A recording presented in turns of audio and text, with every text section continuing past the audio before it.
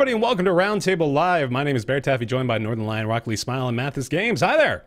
Hello. Hi. We are a podcast about video games hosted by four mid-20s to late 20s dudes that sometimes show up on time. That's the most important punctual, part. professional video game commentators Welcome that are to always on time and never sleep through their alarm. Thank you for joining us. This is our makeup show for yesterday. We normally host this every Tuesday at 11 a.m. Pacific, 2 p.m. Eastern on twitch.tv/roundtablepodcast. You can also catch the VOD over on youtube.com/BearTaffy, Mathis Games, or Rockley Smile. You can also catch it on iTunes, SoundCloud, and coming soon to Google Play Music. Fun. Yeah, new platforms. We're moving into the future here. I'm very passionate about new distribution platforms. Ask me anything. How Do you like it? No comment. No, I want to know, do you like it? Next question. Today's docket is loaded. We got a lot of fun stuff to talk about. One of the big ones is silly as fuck, and it's Sony's attempt to trademark the phrase "Let's Play." Fuck you, Sony. That's a weird one. 20 years of Pokemon as well. We got an interesting story there. Origin Access, EA's new monthly subscription platform.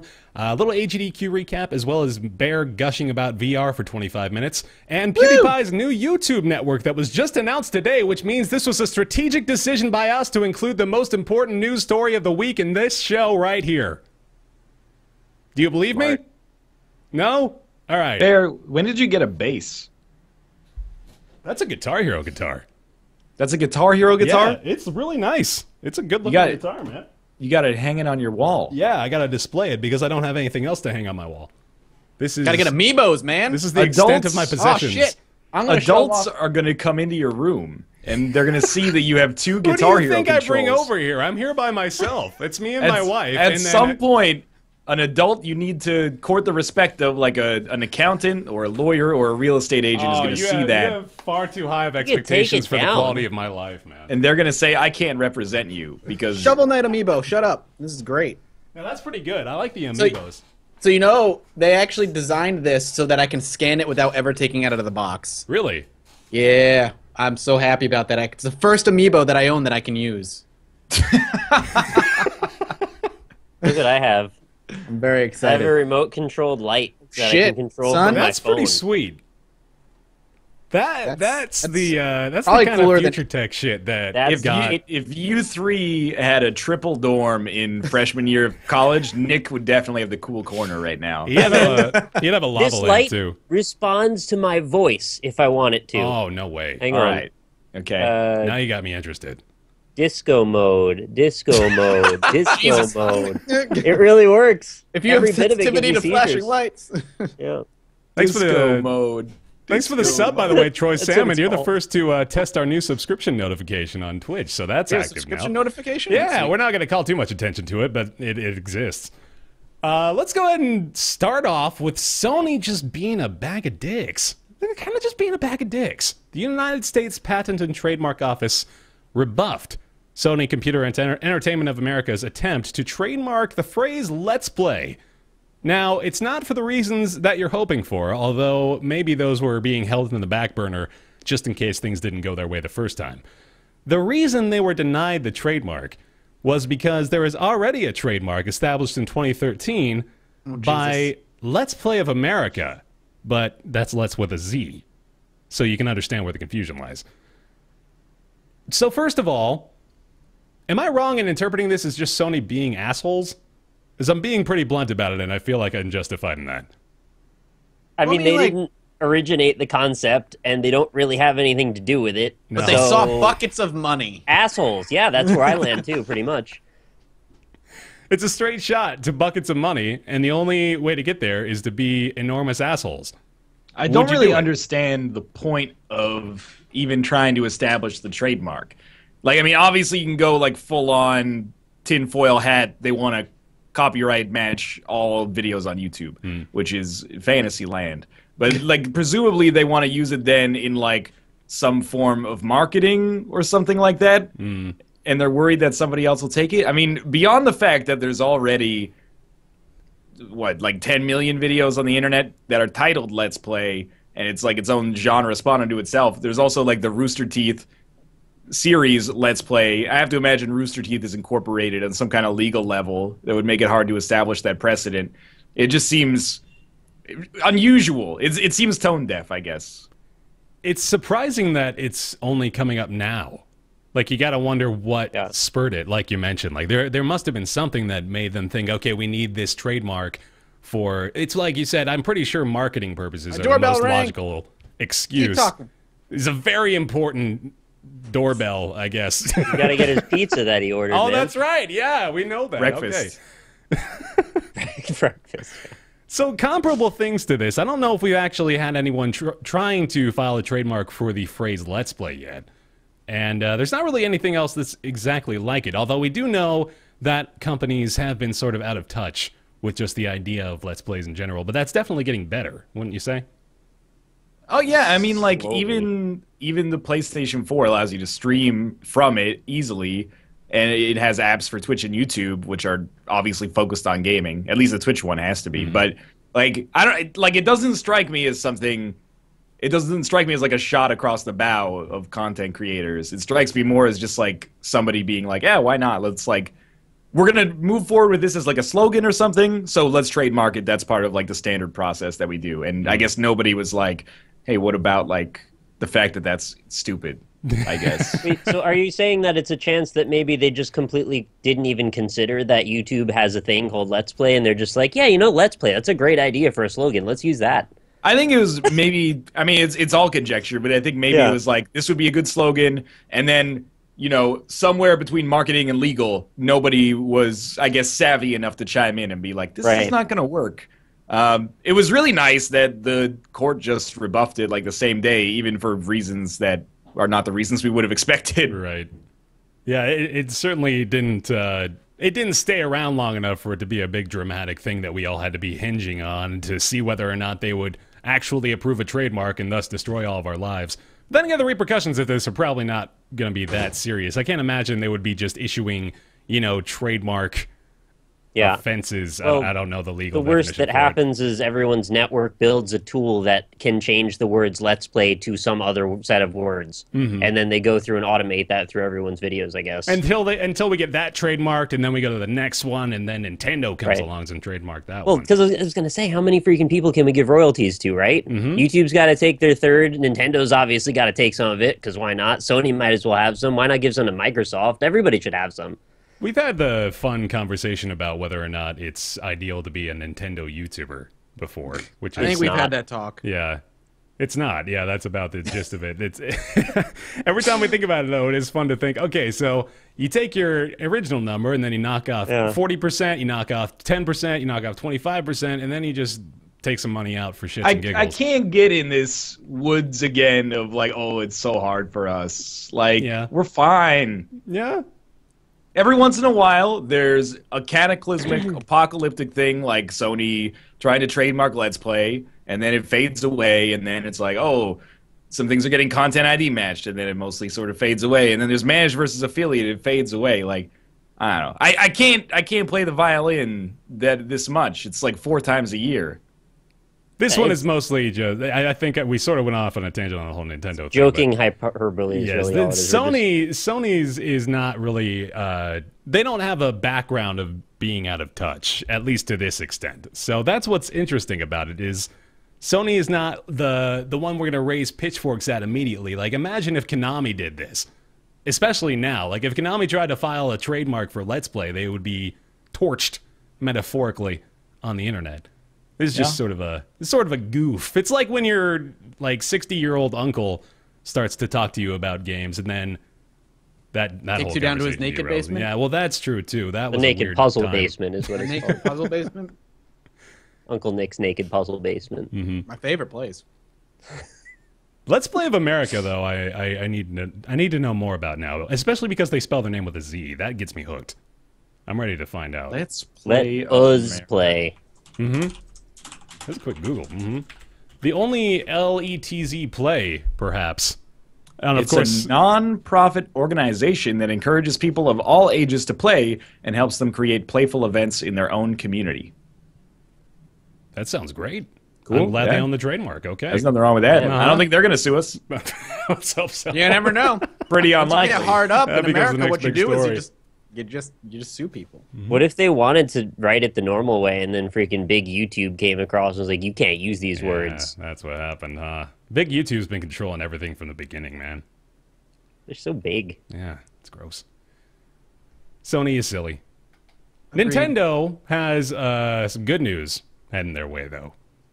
First of What's all, Pokemon Red came out in Japan. I like how when you said that, you grabbed your earphones like you're getting fed the lines. You're like, You I'm gotta getting use some two good news fingers, now, two yes. fingers on 20 the years ear. old. From the past, we've confirmed that Pokemon Red did indeed release in Japan in 1996, which is 20 years ago. That's so old. And now they're celebrating 20 years of Pokemon with the release of a new 3DS that contains Pokemon Red and Blue pre-installed, which might be the worst selling point for a new console I've heard in a long if you're a while. Pokemon fanatic, maybe it's worth it. A I saw game some from people on Twitter 19 like all over. They're like, I can't wait. I want it. Okay, I'll admit though, having said that, I did as recently as my honeymoon just go through another playthrough of Pokemon Blue. Oh wow. Yeah, that was most of my time on the airplane. Also in the room on our cruise for a lot of the time. And one time out on the deck of the boat, and then I started to feel really bad about myself because I realized I was playing Pokemon Blue on the deck of a cruise ship on my honeymoon. This is a good honeymoon, You clearly. know? Life experiences, why not? I gotta learn sometime. I have one bitter line to get out before we continue the story, and you know Please what do. else is old? Fucking Metroid. Yeah? Oh yeah, I mean That's it is true. old. Anyway, moving on. No. No, that is the whole story. I When- just wanted to say, come When on, does Nintendo. Metroid get the 20-year anniversary edition? What We what got year a new is that? Metroid, man. It was called Metroid Other M. No, I'm actually curious. Like, what's the 20-year anniversary of Metroid? I don't know. Let's look. Probably like Well- 2006. So that was a while ago then. Super Metroid already had its 20-year anniversary, if that's Okay. what we care about. So it's older than that. They Jeez. just didn't give a shit. We're coming up on the 20th anniversary of Super Smash Brothers, man. Wow. What? That'd be like 98, 99. That makes me feel Oh so my old. god. I remember playing the shit out of that. All right, favorite Pokemon memories. Now that I've shared mine, Mathis, Okay. I know you've got some. Favorite Pokemon memories? Probably waking up when Pokemon like Gold and Silver came out on Christmas and sitting on the couch with my brother and discovering for the first time that there were Pokemon that were time sensitive. Like, so you had to be yeah. playing at night to get a Pokemon that came out at night, and that blew my mind. And just playing with my brother and being able to trade Pokemon back and forth. Like, I luckily had that luxury where I had somebody who, if I got blue, he got red. If I got silver, he got gold. And that made it a lot of fun. I loved it. I remember those fun days, man. I was a lot less jaded about features. Like We were kids. Yeah, he told me about day-night cycles and share cables, and I was like, man, that shit's awesome. And now I see. it as- Meanwhile, Glitching it. a bearded 30-year-old man sat blogging into his BBS. Fucking gotta find someone who owns Pokemon Red, give my link cable so I can actually get my Abra evolved. Nintendo trying to look at this scummy tactic, trying to get them to sell 2 copies of the game to the same person. Actually, you'd be looking for the Kadabra to evolve, not the Abra, because the Kadabra is the one you need to trade with someone to get the Alakazam. That's a really good voice like that. And the Actually. duplicate glitch, like halfway through the trade, if you yanked the cables, he'd get his and you get to keep yours. No, yeah, you're That's you're it. the Stick it to asshole, the though. man. Yeah, fuck you, Nintendo! Fucking up the Pokemon economy. You do that to somebody in your class, though, so you run away, but then remember that you just have to go sit next to them in math in an hour, so it doesn't really work out. That happened to me. That's, long story. I had to use the Game Genie to get Missing No. And do Oh, any of you remember the Game Genie I on do the, remember the Game the Genie, Game yeah. Boy? Not the Game Boy. Specific. It had, so there's like this box that claps onto the top of the Game Boy, right? And in the back of it, there's a little door that opens up, and inside the door is this tiny little booklet with like 10 million codes inside of it. I remember it, yeah. And you flip through it like this. It's so cute. So like, I need the code to get the Missing No. It's totally not in there because all it has is like fucking Tetris. You need a fucking microscope to single out individual I kind of parts. want to go look through my shelf behind me and find the Game Boy with the Game That'll Genie be our because I next still have it Reviews sitting today. back there. Yeah. Then I'll be gone for 15 minutes. I don't think you care. Ryan, you got Pokemon memories, right? Oh yeah, I was like really into Pokemon, but only for like one generation. So I owned Blue, Red, and Yellow, despite being an only child. I have no idea why I bought Red after also getting Blue, but I played through all 3 of them, which were basically the same game, except in yellow, Pikachu follows you around behind you, which is pretty dope. I did a speech in 5th grade on Pokemon. Yes. Speech? All right, how much of it do you remember? Literally 0. But I'm pretty sure like I brought like a Nintendo Power to school and then just like copied, basically like rephrased the Nintendo Power article on Pokemon and spoke.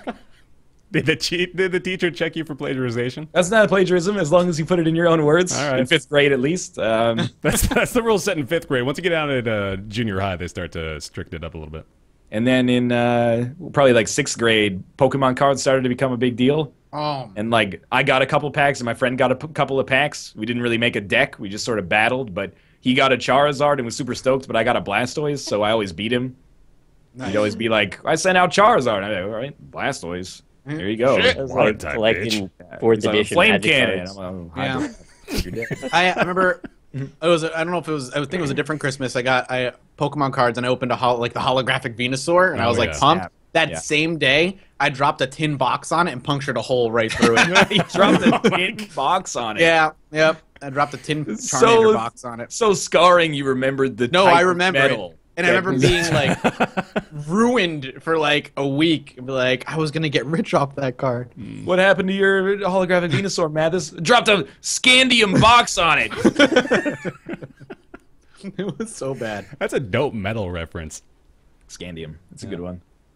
I've got stories and stories actually. Nobody asked you, Bear. What? Oh, you're the host. Will you ask me? Will you ask Bear, me so I can tell me about your it? best Pokemon story. So when I was probably, this is in 3rd grade maybe, I had amassed myself a little collection of the cards, and I got a little holographic Pinsir. I remember the creature and I remember the color of the card. It was green. His name was Pinsir. It would be green. He's a bug. That's right. It's true. Insect type. Pinsir I was going to say brown, but fucking savages. Pinsir was a badass, is what he Saying was. insect type is green. God damn it. Oh, insect type is green. Okay. Saying he's brown is racist. So I brought this card, which had a misprint on it, which was very rare. You got to know that, right? This thing's worth a fortune. So I brought it to this card shop, and this dude is just like this. This guy had no business working in a kid's store, man. Yo, a card shop's not a kid's store. We're fighting hard against that stereotype. I'm saying like this is pre Magic Resurgence card shops, right? So this is in a mall, and he's selling like a fucking. He's got a kiosk of Pokemon shit, right? So next to this dude who looks like a straight up biker thug, he's got. I'm maybe misremembering this, but I'm pretty sure he had a multicolored faux hawk and a tattoo that said Kanye is life. So that was neither here nor there. But make any sense. yeah, he was. Bear, are you going to be at this for a second? Because I'm just going to get the Game Genie. Pinsir, okay, I thought was worth a fortune, right? I bring this card up to this dude. He looks at it for 2.5 seconds. I counted. He says $16. But he said it with an attitude, right? He's like $16, and he throws it at me like he's a piece of shit. And I said, And I left. I thought you were going to be like, and I said, all right. No, man. Now that I'm not selling my misprint Pinsir for $16, man. now that Who do you think I holographic am? Pinsir sits in the bottom of a shoebox somewhere, location unknown. Instead Could of have been being $16. to generate some money for that local game store and also spread the love of that card to somebody who could have used it. And I still have that Pinsir to this day. I don't know. A Pinsir was the You could have sent it Pokemon. off, man. I Get could've. graded by a professional card Yeah, grader. get that 10 on there. When I was a kid, I was like, There it is! Pokemon Yes! would be sweet if it was in real life. And then I thought about Pinsir, who has like big fucking horns and a mouth that is like flat and is sideways, like it's got sideways teeth. And I was like, nah, dog. Some Pokemon, you don't want to see that shit in the wild, man. That would freak you out. Fucking like Electabuzz or something. It's just a man in a yellow and black So these suit are that makes intelligent. electricity. These are intelligent animals that can understand your conversation. You want to enslave them in real No, life. man. Some of them are evil. You know, there's some evil fucking Pokemon, man. Like, imagine finding Mewtwo. Your ass Yeah, but is he was rats. genetically created. He was made So, by well, people. Technically, everything is genetically created. Well, he was like created in a lab by people. He was an experiment. Nick, tell me you still have the booklet. I do. I'm just cleaning because the case that it was in like degraded, and it looked like it had black mold all over it, but it was just little bits of like fabric, I guess. Oh, good. But yeah, the the back swings open. You can see it actually through that little door. See that? Yeah, That's the there it booklet, is. Mhm. and that's the little door. And then Audio-only listeners are missing out on just a glorious piece of nostalgia I right never now. had this. This is hot. So open it up. you gotta describe it to them. The size of the item that you're holding in your hands is It's the like- most important thing. less than 2 inches long. Yeah. Oh God, half of it just fell out. This is one of a kind. There's It's- nothing else like it in the world. It looks like a child's, like an infant's book that you would put in their crib with them as a decoration. People were telling me this didn't exist and that there was only Game Shark, and I was like, fuck that. No, here it is. So there's tiny, tiny little text inside. Can't Dear even Lord. focus on it. There's no better use for the GIF of that. I can't think of his actor, but he's just like, Oh yeah. It's got way too many things in it for how big this is, which is not big. That's And the so you're best. supposed to go through this and enter these, 9-digit codes one at a time. Each time you start up the game. if now I know wanna why use you it. need glasses after all It's that got time. It's just Mr. like staring at it. It's got Mickey's Dangerous Chase Game, Mr. Chin's Gourmet Paradise Game. All of them say Chin's? game at the end. Mercenary Force Whoa, Game. Just in Whoa, case you whoa, whoa. forget, right? Man, did you just take a bite out of the crust first? No. Did you take a bite out of the side of that? Okay. No, that's a standard pizza. That's bite. a disregard. You got a little It's confused. also man. clearly Domino's with a product placement. Oh yeah, man. it's the only thing that delivers it this hour around me. All right, that's fair. It's delicious though. Pineapple and feta cheese. You know, I remember Pokemon was the first thing and the last thing to make me punch a kid in the face. Okay. Yeah. Wow. What? But it was entirely accidental, and I felt really bad afterward. Remember this? It's a very simple story. We were sitting print a trading picture? cards, and I heard him say something that I found offensive, so I feigned a punch, but accidentally actually punched you him in connected. the face. Yeah. And broke his glasses. So that was Oh, nice. that was a had it great coming. friendship that lasted Nerd. that whole year. You know, those are the times that I was glad that I was a military kid, because that just meant, well, okay, I'm going to chalk this up to I never have to see this kid again in a year and a half. And I'm going Nice. to live in a whole new place. And we're going to start fresh. I thought you meant With all new you kids. made him move away. 'Cause Oh, your yeah, dad that's how would, I like handled it. intimidate his dad or something. How many punches have you seen at Friday Night Magic, Ryan? I haven't Anybody seen knocks anybody throw a punch, but there was one time there was like a serious argument between two dudes, and over like a blocking mechanic, and the one dude was like, "I will bet you $200 that this is how the blocking mechanic works," and the judge was just like, "Well, according to the rule book, this is not." And then he's like, "You know what? Fine, I concede," and then he just like walked out. Man. You know, I So think there proud might of have been this. some underlying problems there. May I think- just don't point think the out blocking mechanic the was prize for issue. coming first in Friday Night Magic is the equivalent of $16 in booster packs. So this guy Yeah, but you put could have pulled a Jace Vrynch Prodigy, man. this guy put almost 20 times the grand prize of the tournament on the line for this one thing. That's how confident he was. Just do Apparently like wrong. 20 bucks, man. That's all you need to say. It's better than the first place prize, and you're good to go. Pokemon's fun. I like it. I will probably never play another Pokemon game in my life, but as far as like re-releases go, it's been 20 years. You get like a couple anniversaries that are okay to re-release, right? Yeah. 20th anniversary, absolutely. 10th anniversary, probably fine too. You're almost exactly describing the appropriate time to go to your high school reunions. Absolutely true. Like, if you 20 go to years, like you your gotta third go. year high school reunion, you got to get out of that town. Well, that might just be like you and a couple other people going to a Denny's, because I'm pretty sure they don't do those anymore. What, high school reunions? Yeah, no, not for like 3 years. I'm pretty sure they only give it to you for like 5, 10, That's 20. just when you show up at like the homecoming dance, even though you graduated like 3 years ago. You're still getting asked, man. There's freshmen. I remember My you were 10-year one in, just you were passed. in Did you guys ninth go to grade when your I was in 10-year? 12th grade. Are you guys old enough for your 10-year high school reunion yet? Almost. Mine's this year, actually. No, Yeah, is it? Wow. already. Mine was passed already. Mine couple passed. Years ago. Yeah, mine passed too. Did you go to yours? No, Me either. I don't know anyone anymore from there. They're all fucking doctors and lawyers, and I'm fucking YouTube Let's Playing. Hey, and hanging man, out on Twitch. don't Gives a phrase it shit. like that. I'm not even kidding. Many of them are lawyers now. It really is a thing. But you turn that around and you're like, see, I'm the only one there who managed to become a YouTube Let's Player. Yeah, They're all fucking right. doctors and lawyers wasting their time. Easy Not street on the for them. PewDiePie network, so I don't think it counts. My 10-year reunion is hosted at a Dave and Buster's on the night before Black Friday in a mall. I was like, you're all. That really sounds That's fun. real weird. And I'm like, I am not going to a mall the Thursday before the biggest shopping day at a Dave and Buster's. It for my probably tasting. wouldn't really impact it, would it? I mean, like, it would maybe make the traffic a little worse. I don't want to but- go to the mall. It's Black Friday tomorrow. Yeah, but still, like, you don't think that people start their sales early now? Yeah, that's true. They do have, like, the Thursday Blockbuster or Fuck, Doorbuster dude, deals. you go to Dave and Buster's, have a couple drinks, and then when you leave, pick up a flat screen. Shit, I missed out. You got like flat screen. you got the fast ticket. Not Thanksgiving, guys. Oh shit, no, it was that week though. I I can't remember. It was like Black Friday. It's called Thanksgiving. I won't be going to my 10-year reunion because it's like across the country. It was like That's right fair. before or right after. It was like right around Black Friday. Why did I think it was the Thursday? That is Thanksgiving.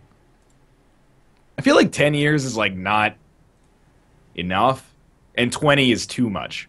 Like after 10 years, people are still kind of fluid. They're figuring stuff out.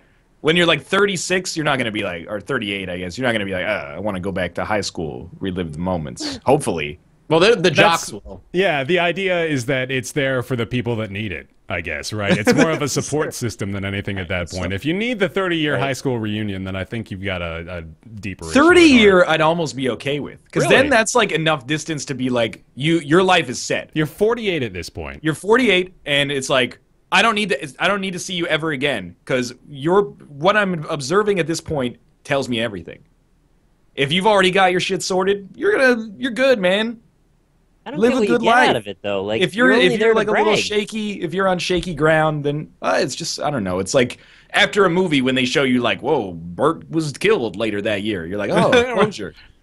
It's like I can close the book on all those people from my. You don't from my high have to school. go to hear about that, though. And I mean, like, you can hear Bert was killed from the grapevine. You don't have to go to the Dave Find and on Buster's Facebook the night nowadays. before the mall opens up for Black Friday to hear about it. I figure by the time you're 50, you've got the friends you've got, and if any of them are still from your high school era, you'll know who they are and when they're around. So going to the high school is just like you're just bragging. Yeah, it's But like you no, said, Nick. It's I don't know. At 50, I think it's more like you have enough distance from your youth to have some perspective on it. Right, start When picking you go up back, offense it's a and little stuff. bit of a stand by me kind of moment. If you go back when you're 26, you're still an idiot. 20, 27, 28. I'm 27. I'm still an idiot. I was an idiot when I was 17. Yeah, but we make a living being idiots now. That's technically true. Speaking of which, let's get back to the podcast real fast here. Oh, sorry. Jeez. Or I'll take a bite out of my brownie. I like that one though. Origin Access, advertised by 5 Bill Nyes, EA's new PC subscription gaming service. Sort of designed to compete with PlayStation Plus and Xbox Live Gold in a way, but it's PC exclusive. Also exclusive to EA products. So if you're looking for more of a varied selection, you're probably not going to be getting it from this. Although the Which, actual selection you of get- games itself is pretty varied, though. If you buy Origin Access and then you go, wait a minute, these are all EA games. That's like, You fucked up. Yeah, sorry, that's on you. very true.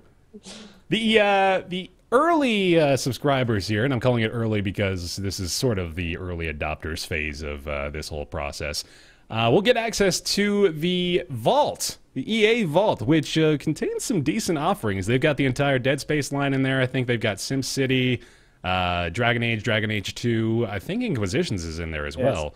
Yeah. And I think Battlefield. A few pretty awesome titles. kinda Get them Like now the- before they the go main back ones, into the though. EA vault. Locked away It's like for 10 Disney. years. Yeah. Exactly, yeah. And then the Origin subscriber or the Origin Access subscribers also receive an additional 10% off on all their Origin purchases, and they get access to entire games before they are released. The first one is going to be Unravel, which is a new yarn puzzle platformer that's being released in February. It's Is that a interesting. new way to spin the beta again, or Yeah, more or guess. less, right? Yeah. So the way that they describe it is that you get access to the full game, and it's a limited trial period. So I'd imagine it's probably something like 48 hours where you can hop on and play a game if it's available on the Vault.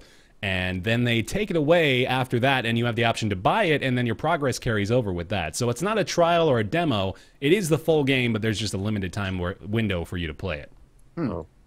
I don't know. Like, it's a cool idea. I like it, but I mean, I don't know if I care about playing the game super early because, whatever. That doesn't bother me too much. Did you hear about the Amazon thing that just kind of got announced, though? Yeah. Oh, I guess we're yeah. talking about Origin Access. No, because we could talk go about ahead. They are the going value, side by side. The Yeah. value of EA versus the value of Prime membership now. Right. Because Prime members get 20% off the game up via pre-ordering it and 2 weeks after its launch. Mm-hmm.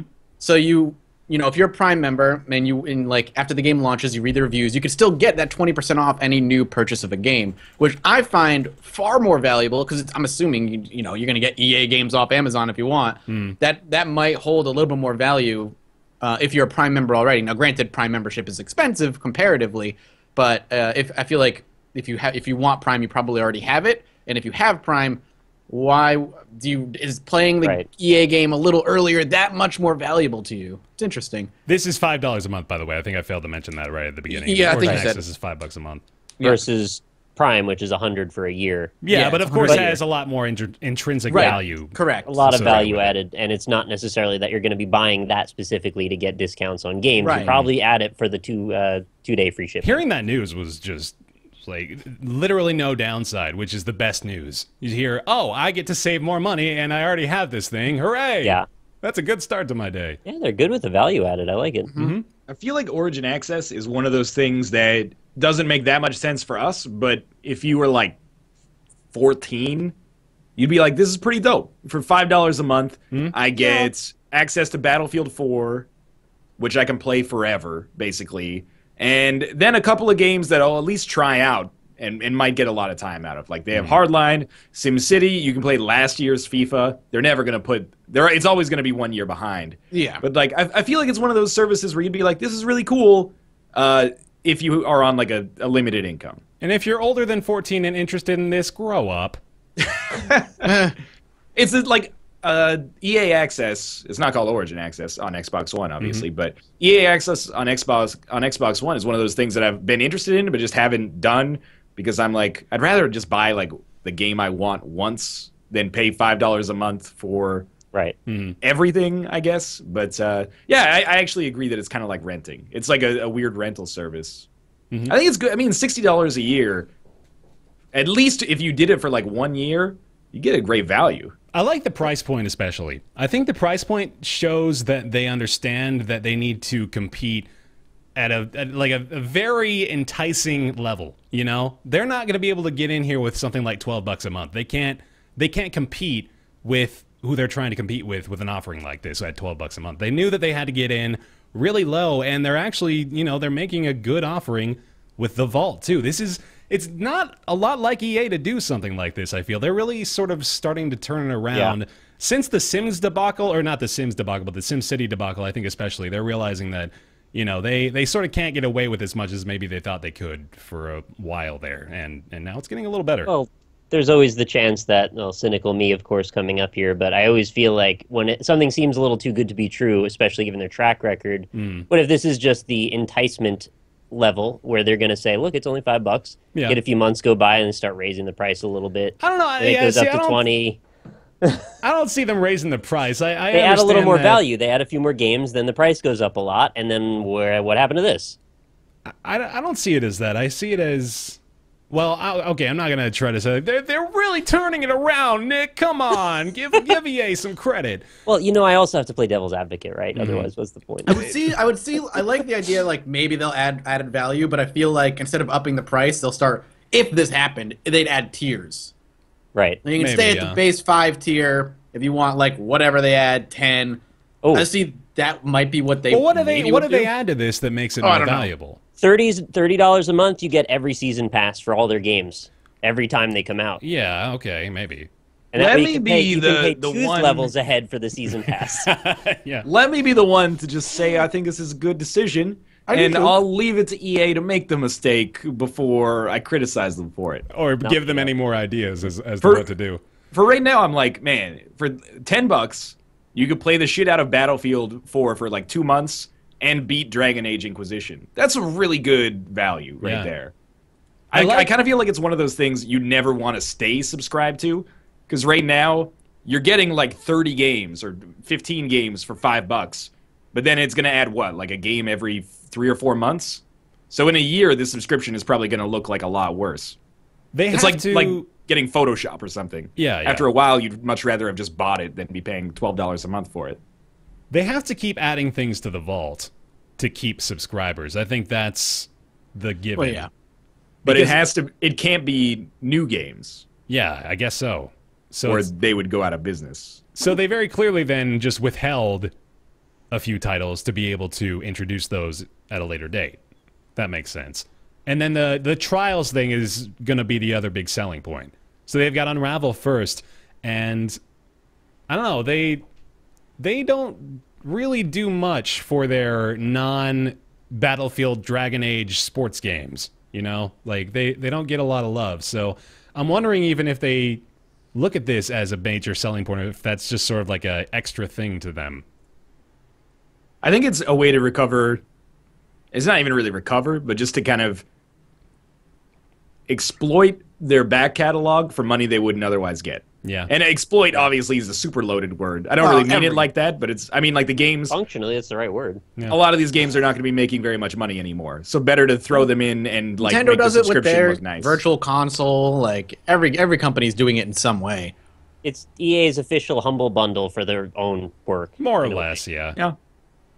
I mean, seriously though, you got to give them credit for this, because the idea of paying $5 a month, or just doing it once, just pay $5 and then for a month you can play through this War of Mine and Dead Space, and you play a bunch of Sim City. Like, you can get all this done in a month easily, and that's a great value. So kudos to them for that, at least. I mean, that alone is probably reason enough for a few people to subscribe for a month and then cancel.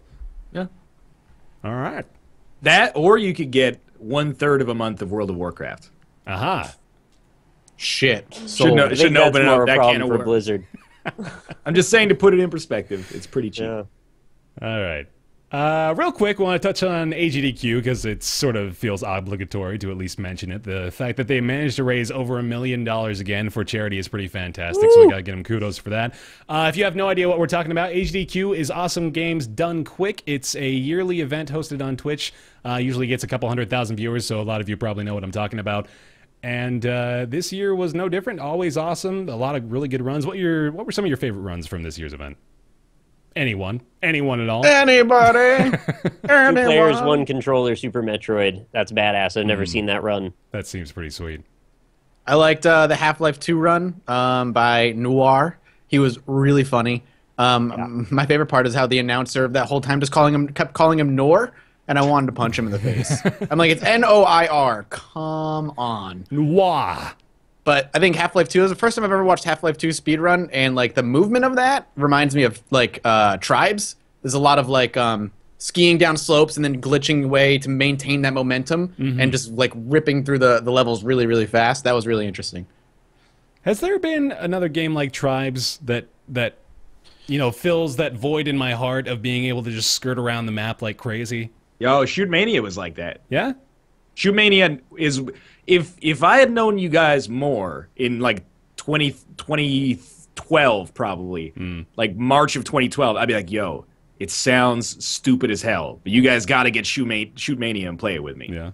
You think Uplay's bad? Go back to Ubisoft Europe's fucking Mania servers, where they had their own platform that was Ubisoft specific for Shoot Mania and Track Mania. It was the dumbest shit of all time. That sounds terrible. Shoot Mania was pretty fun though. Okay. It's dead. I remember playing Trackmania. It was one of the earlier games I played, like when I was getting to know you. Trackmania was fun, but that was also Trackmania is dope, and the new one comes out next month, I think. Oh shit, that'll be fun. I'm down Remember for that server you had? And how Yeah. it never worked. Yeah, the Trackmania server took forever to get set up, and then we used it like twice. Probably spent like maybe $180 on that. Oh, Nice. Jesus. Yeah, it was a good return on that investment. expensive. I got to, well, I didn't wake up for it. It was like 6 in the morning Pacific, so I wasn't going to dedicate myself that much to it. But I did catch the VOD of the Spelunky run, which went surprisingly was so well. good. Yeah, I watched it live. It was a good time. Also, right after that, I can't believe I didn't realize they were doing this, but somebody did Spooty Biscuit. I'm gonna remember his name because goddamn, it was impressive. A Coda Necrodancer run, which out of the developers' mouths, it's been said, we don't think Coda is possible to complete, which is crazy. That was like, just after release, and it actually took a while after that for anybody to complete Coda, which is unusual when a developer says something like that. You know, usually, well, it's unusual in the way that you wouldn't think, because usually when a developer says something like that, somebody does it within 12 hours. T-Rex, yeah. Yeah, Usually. so Coda has been insanely difficult since release, and I'm pretty sure only 10 people have ever beaten Coda. And somebody beat Coda at AGDQ. Spooty Biscuit beat Coda at AGDQ. That is crazy. That is insanely cool. And if you don't know who Coda is, or Necrodancer, Necrodancer is a rhythm-based roguelike game, and Coda is a very difficult character to play. He moves at double speed, can't pick up gold, and can only wield the dagger. So Jesus. just so many limitations, and it's so insane to watch. Like, I seriously highly recommend if you haven't checked it out. Yeah, you really should watch it. It's insanely impressive. And then other than that, I didn't really catch that much this year. I did watch a little bit of the Super Mario Maker relay race, which was pretty awesome that was to fun. see. And that made me really excited about the future of like Super Mario Maker at AGDQ in general as well. Super Mario Maker is really stuck around in a really good way. It's pretty great. And I didn't watch any AGDQ. okay, that's fair. There were people tweeting about the dude playing Beatmania, and I I waited. saw a couple of those, yeah. Like 6 people tweeted, and they're like, "You got to see this!" And then I clicked on it, and he got up from the chair and left. And I was like, It's over. all right. But I saw some of I saw the GIFs, which are pretty amazing. Yeah, that was me last year when they started freaking out about the Tetris, Tetris? Grandmaster Yeah. run. Yeah, mm-hmm. That was amazing. That was pretty great. Tetris run last year was really crazy. Did they do that again this year? There was no Tetris. No block this Tetris, year. man. It might be at SGDQ. We'll see. Seems Hope like so. they mix up the groupings of what they play every year a little bit. No, anyway. They do a like good job that keeping it they've. steady. Yeah, I like that they've switched it up quite a bit. I would not have expected Spelunky. Really, Spelunky and Necrodancer both sort of surprised me to see him on the lineup too. Like, I didn't know they were. Binding of willing Isaac to- was on it like either last time or the time before that. Yeah, it sort of fell into Yeah. the same category. That surprised me that they were willing to, you know, sort of take a risk. I really think they honestly must have expected that the Coda run may not even get finished.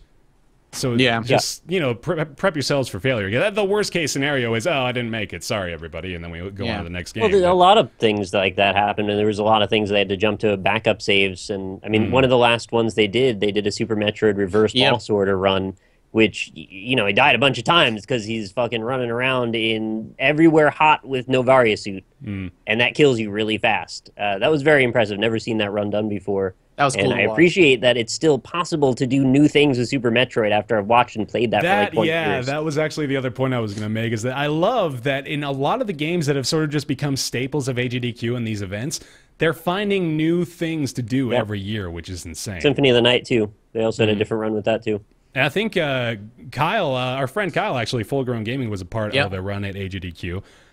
He did the 4-player co-op Majora's Mask run, and they were talking the entire time about how they're still developing strategies to 5.5 hour run. Yeah, no kidding. I was watching that. shit. And I've watched Kyle run it on Twitch a couple times, and I always think if I was ever going to get into speedrunning a game that takes 5.5 hours is something I would never want to touch with a 10-foot pole. They don't do that run very often, and I think since they Is it the split it up, 100%? that was they split it across 4 people because it's so freaking long. Just The do usual Gone run Home for speed runs.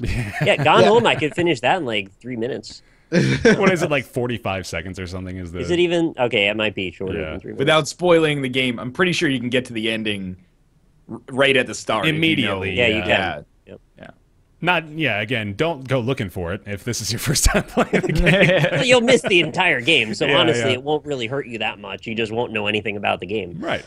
Not too bad. 5.5 hours is just ridiculous. There's, So long. I mean, think about it. There's people doing the Final Fantasy VII speedruns, too, that are taking, what, like dozens of hours. Or not dozens, but maybe It's a long 1 time. dozen hours.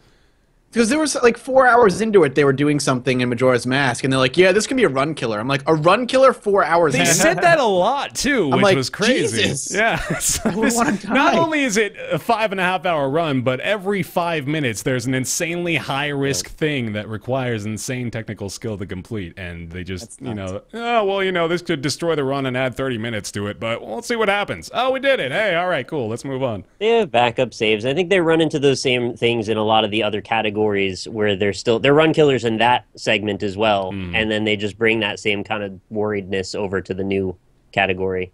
Yeah. I like this. I like this pseudo analysis as semi-casual speedrunning fans that we got going on here, dude. This is good.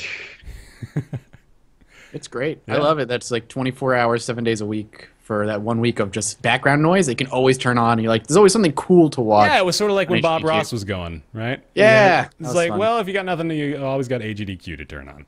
Yep. Plus, I was watching it in my new Gear VR. Segway! Woo! Oh shit! You got a Segway? No, not Yeah, yet. you got a I want to see you VR. in your Gear VR riding a Segway. Hold on, I might have it here. I am becoming a robot. I should have had it here, man. I should have had the demo. Figured ready. you were gonna put it on. That's I where know, You you were were. so Yeah. excited to talk about Gear VR. All right, And you didn't even bring the Wife prop. Taffy, if you're listening, please bring the Gear VR upstairs so I can talk about shout. it. Let it all out. These are the things. So last week we talked about the Oculus Rift, which went on pre-order, is now available for $600. We were off by a long shot. Way off. So, I pre-ordered one. Yeah, I Nick, tell me pre-ordered about two, this. actually. I accidentally pre-ordered two. So it was a big mess when the thing went live, of course. I was there 3 hours early, and that didn't save me either because, of course, the store completely crashed and broke the site for about half an hour or so. As that was all getting resolved, I was just spamming trying to get my payment to process through, and I didn't want to take my credit card for whatever reason. Eventually, it went through, and I thought I had one, never got a confirmation email. More time went by, still didn't get a confirmation email, and it's now like an hour past when the thing went live. So I'm thinking, well, if this order didn't take, I'm going to be in like the second or third shipment now, which means I'm going to have to wait a couple extra months. I just decided I'd order another one because I could just cancel the other one. There was no obligation to keep your orders in. I ordered the second one. The second one went through much faster, and I got a confirmation about it. So yay, that was finally done. But it was saying that the shipment wasn't until May, which wasn't super great for me. I wanted a little sooner than that. Later, like 2-3 days later, I get an email saying that I did actually order the first one properly, and both of my confirmation codes went through. So then I finally got in contact with someone from customer support who said that they could help me out and cancel the other one. We finally did that yesterday, and today was the day of me realizing I still don't have an account with them to look up my processing. So I still don't know, like I have the order, but I can't get to the details about it, so I won't know when it ships. Sounds fun. It's a clusterfuck. It's like 3 days between emails too, right? Yes. Nice. Yes. Well, $600. Okay, so price point wise, how are we feeling? So I'm okay with it being 600, but the reason people are up in arms about it, I think this has been discussed ad nauseum over the past few days, is that it's not so much that it's $600, it's the fact that every time they talked about final price point, they said ballpark 350. Mm-hmm. So when they were like, it's 600, and everybody's like, that's not what you were telling us. Fuck, that's a lot of money. So I mean, again though, like it is what it is. It's $600. I mean, you need a fucking amazing PC to run it anyway, so it's clearly made for early adopter enthusiasts. Anybody else who thought they were gonna get it, I mean, even at $350, you still needed like a monster PC to make sure it runs smoothly. We'll see. I mean, we'll see what happens. I'm not too mad about it. I don't care. Aren't you also Seems getting one reasonable. free with the DK2 though? No. That was How did you Kickstarter get- backers for the... Only Kickstarter backers get one. Oh, And they get a special one that's like made for them, which is cool. Does that have their name on it? I don't know how I think it's gonna have like it's like a special Kickstarter logo version or something. It only matters. It's $600 to me is expensive enough that I will wait and see if anything good comes out for it, and if the price comes down, and how the Vive ends up working out. Well, we're definitely in the early adopters phase here, right? Yeah. Safe to say. So No question. this is probably going to be a couple years until we even see a Rift price adjustment. Although I think what could be the thing that immediately forces them to reconsider would be a competing price from the HTC Vive, which I don't expect. I don't You either. guys? I think because the reason it's so fucking expensive is because it's brand new technology with a screen that is incredibly high resolution, that's really small and like jammed into this little thing. The motion tracker technology has to be incredible. Like everything has to be great, and it's new, so it's obviously going to be expensive. If HTC wants to have something similar, as far as like quality is concerned, you're going to be looking at a very similar price. I really honestly think you are. I think it's going to be more expensive, but Because it's going to come with like, the hand motion way stuff. Right? better. Really? Yeah. At least like. Well, we haven't I mean- really. Have you put on the consumer version of the Rift yet? 'Cause it's going to be different than the DK2. I would be amazed if anything that the Rift did hit the level of immersion that the Vive did. Really? But I haven't used the consumer version of the Vive yet either. I've just used like They're the. two different kind of developer experiences, kit. though. I How mean, so? one is more designed for a room experience, and the other is more designed for you to sit. Right? Yeah. Yeah, And I'd I don't say really that- have room for a Vive, so Oculus was kind of what I had. I think. Well, I don't know. Okay, so I haven't used the Vive. I'm a lot more curious about why you just like. It feels like it's an objectively better thing in your perspective. Better, more immersive would probably be the way that I would describe it. So it's just better at doing VR. If the point of VR is immersion, Yes. then that would follow logically, I guess. Okay, gotcha. That's interesting. So, and then the other point of that being, the Oculus can't really have changed that much between like the DK2 and the consumer version, right? The resolution is going to Much be higher much resolution. better. Okay, so that would be a big selling point too. Then maybe is the resolution perhaps like the center issue then? No, probably the fact that when you put it on, you have like motion tracking controllers that you can move around the room with. Okay, well yeah, that would do it. Those are coming with the Oculus, but those are going to be separate later. Like they're in development right now. Essentially, they're not fully finished. Pre-orders got an option to join a line where they'd be notified that they could then pre-order the whatever they're calling them, the touch things. Yeah. Okay. Well, for now, for anybody that can't afford $600 like I can't, I went out and got myself this little nifty $100 headset right here. This is the Gear VR, and if you haven't seen the Gear VR, this is what it looks like, but more to the point, it's really, really, really good, especially for $100. So this is probably the easiest recommendation, like purchase recommendation that I've made in a long time. It works so well, and I was so blown away by that. So, well, okay, let me put it on so I can look like an idiot. I'm so ready for pretty this. I can't hear you, so you can freely ridicule me. So there you go. Look at those eyes. With Oh the my phone in God. here, it looks a lot less weird, and then you've got your cover on there. No, too, it still but- looks probably pretty weird, but yeah, you can just- see your eyes blown up. It's great. Oh, really? Just put your Nice. phone in there? You literally got Oh my googly god. eyes. Yeah, you look like a freaking arts and crafts store project right now. You look like Bubbles from Trailer Park Boys in the future. Fair, you got to take pictures of yourself wearing that and use them for thumbnails and YouTube videos. Yeah, that was amazing. Like hundreds of them. So the Gear VR is $100, and when I first put it on, it wasn't like a whoa, this is crazy, but you know, it was pretty surreal because I didn't expect to actually feel like I was there, you know, and that's something that people have been sort of trying to describe a lot.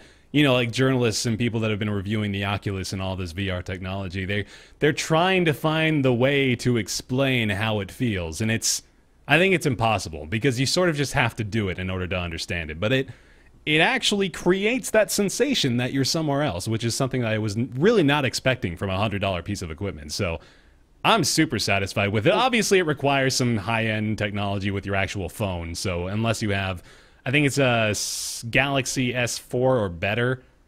It's Android only, right? Yeah, it's And- Android only. You can't do it with an iPhone either. So Right. well, the thing is, too, like, so it's a very specifically designed product, right? So you've got this exact space where a phone is supposed to fit in. So, you know, like, it's designed exactly for the 4 phones that use it. But because of that, I think it was able to be a better product. So I sort of, I can appreciate that, I guess. But What do you do with it? well, me primarily, I've been using it to watch movies and watch Twitch. So it's got this feature built into it where you can browse between theaters that you want to sit in. So you can sit in like a home theater or a cinema theater or a theater on the moon or an ant theater where you're like this miniature person that's sitting on a pencil underneath some mushrooms. And it sounds silly, but that's actually like one of the coolest fucking things I've ever experienced. and that's when you eat some mushrooms and then you put it on. And I love you loved it. It's so cool, man. I can't get Alice over in it. Wonderland. I have Get some. J. Get a- Smith OTI childlike wonder about this product, man. It's Get a fucking cool. VR headset so I can pretend to be an ant sitting on a fucking pencil Under some watching mushroom. Twitch.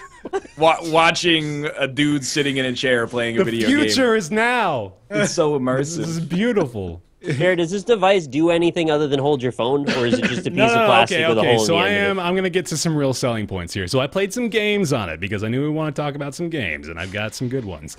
I played Esper, which is a game. It's a first-person game, surprisingly. It's a puzzle game that takes place entirely in one room, and you are using your mind to maneuver objects around, which is probably like the simplest premise we possibly could have thought of when we were thinking about VR games. But it also works pretty well. So that one was pretty good. And then there's a free one called Smash Hit, which is it sort of acts like, I think, A tech demo. a tech demo. Yeah, exactly. So it works really well too, though. So you just move on rails through a hallway, and there are some diamonds and some various shapes that provide you with new metal balls that you fire with the little button on the side. And, Oh, it has a button. Yeah, there's a I button didn't on know the it had a side. button. It's got a little touchpad, so you navigate with that. You swipe around. It's sort of like a laptop touchpad, but it's got a little button in the center of it too. Yeah. And that one was a lot of fun, and I found myself going back and playing that over and over. So I've been really enjoying it. Oh, and then there was the final one too.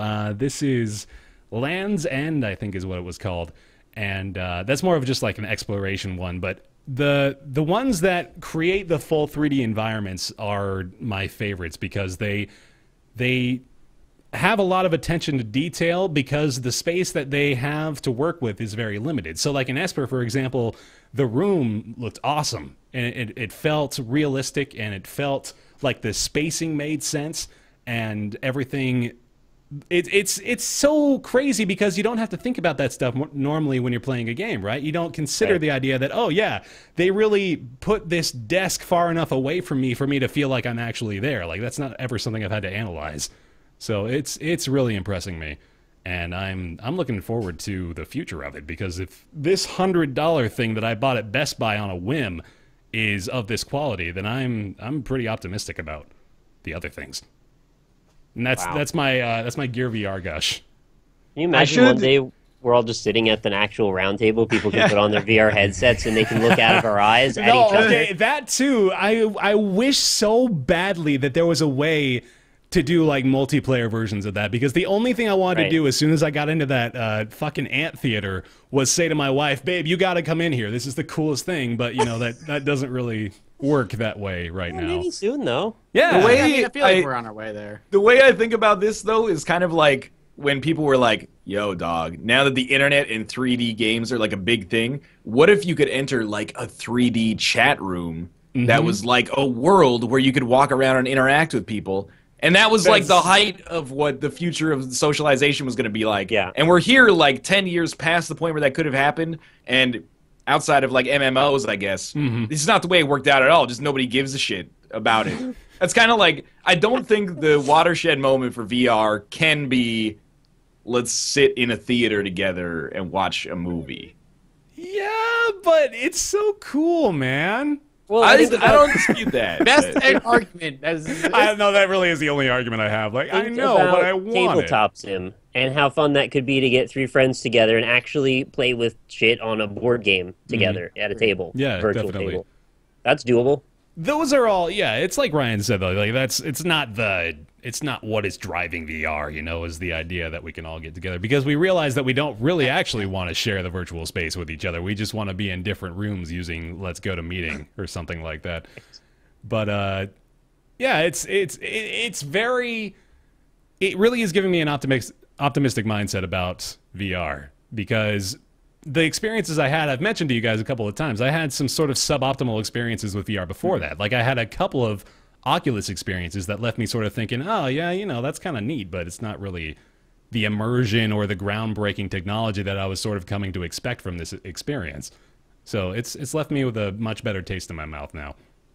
Like I should Mathis point will out, have. like, with the Oculus, like, whenever I say, like, hey, $600 is, like, a little bit too expensive for me to buy in, the inclination seems to be like, well, you know, if you were to buy two 1440p monitors that run at that frequency, it would cost you this, and like you already need like a $2,000 PC, so $600 isn't that much. Like, you don't need that explanation right now. It's like a Mercedes costs like 80 grand, and there's a lot of engineering and hard work and handiwork that goes into it, but it's still too expensive for me. Yeah, if you were gonna build a fucking Mercedes yourself, that would still be pretty pricey, man. You gotta recognize that.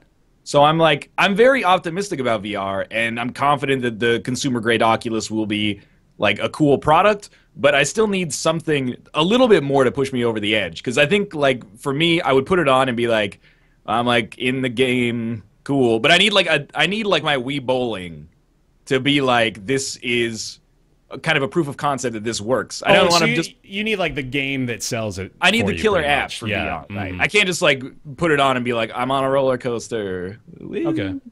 Roller coasters make me vomit in the VR. Yeah. I'm also just so concerned excited. about that. But Like, the whole potential of it for me has me just giddy. So like, I almost don't even care what they're trying to give to me for a game. I know there's gonna be stuff, and I want to be in for it as soon as possible. I'm pumped for it too, definitely. Now that I actually got like a really good video card, I'm actually eager to plug in my DK2 again, and like try out some of the stuff that didn't run very well. I wanted to ask you about that, Mathis. Yeah, because that's sort of something I've been worried about with this purchase, which luckily it hasn't happened for me yet. The idea of just sort of getting sick of it and setting it to the side and forgetting about it.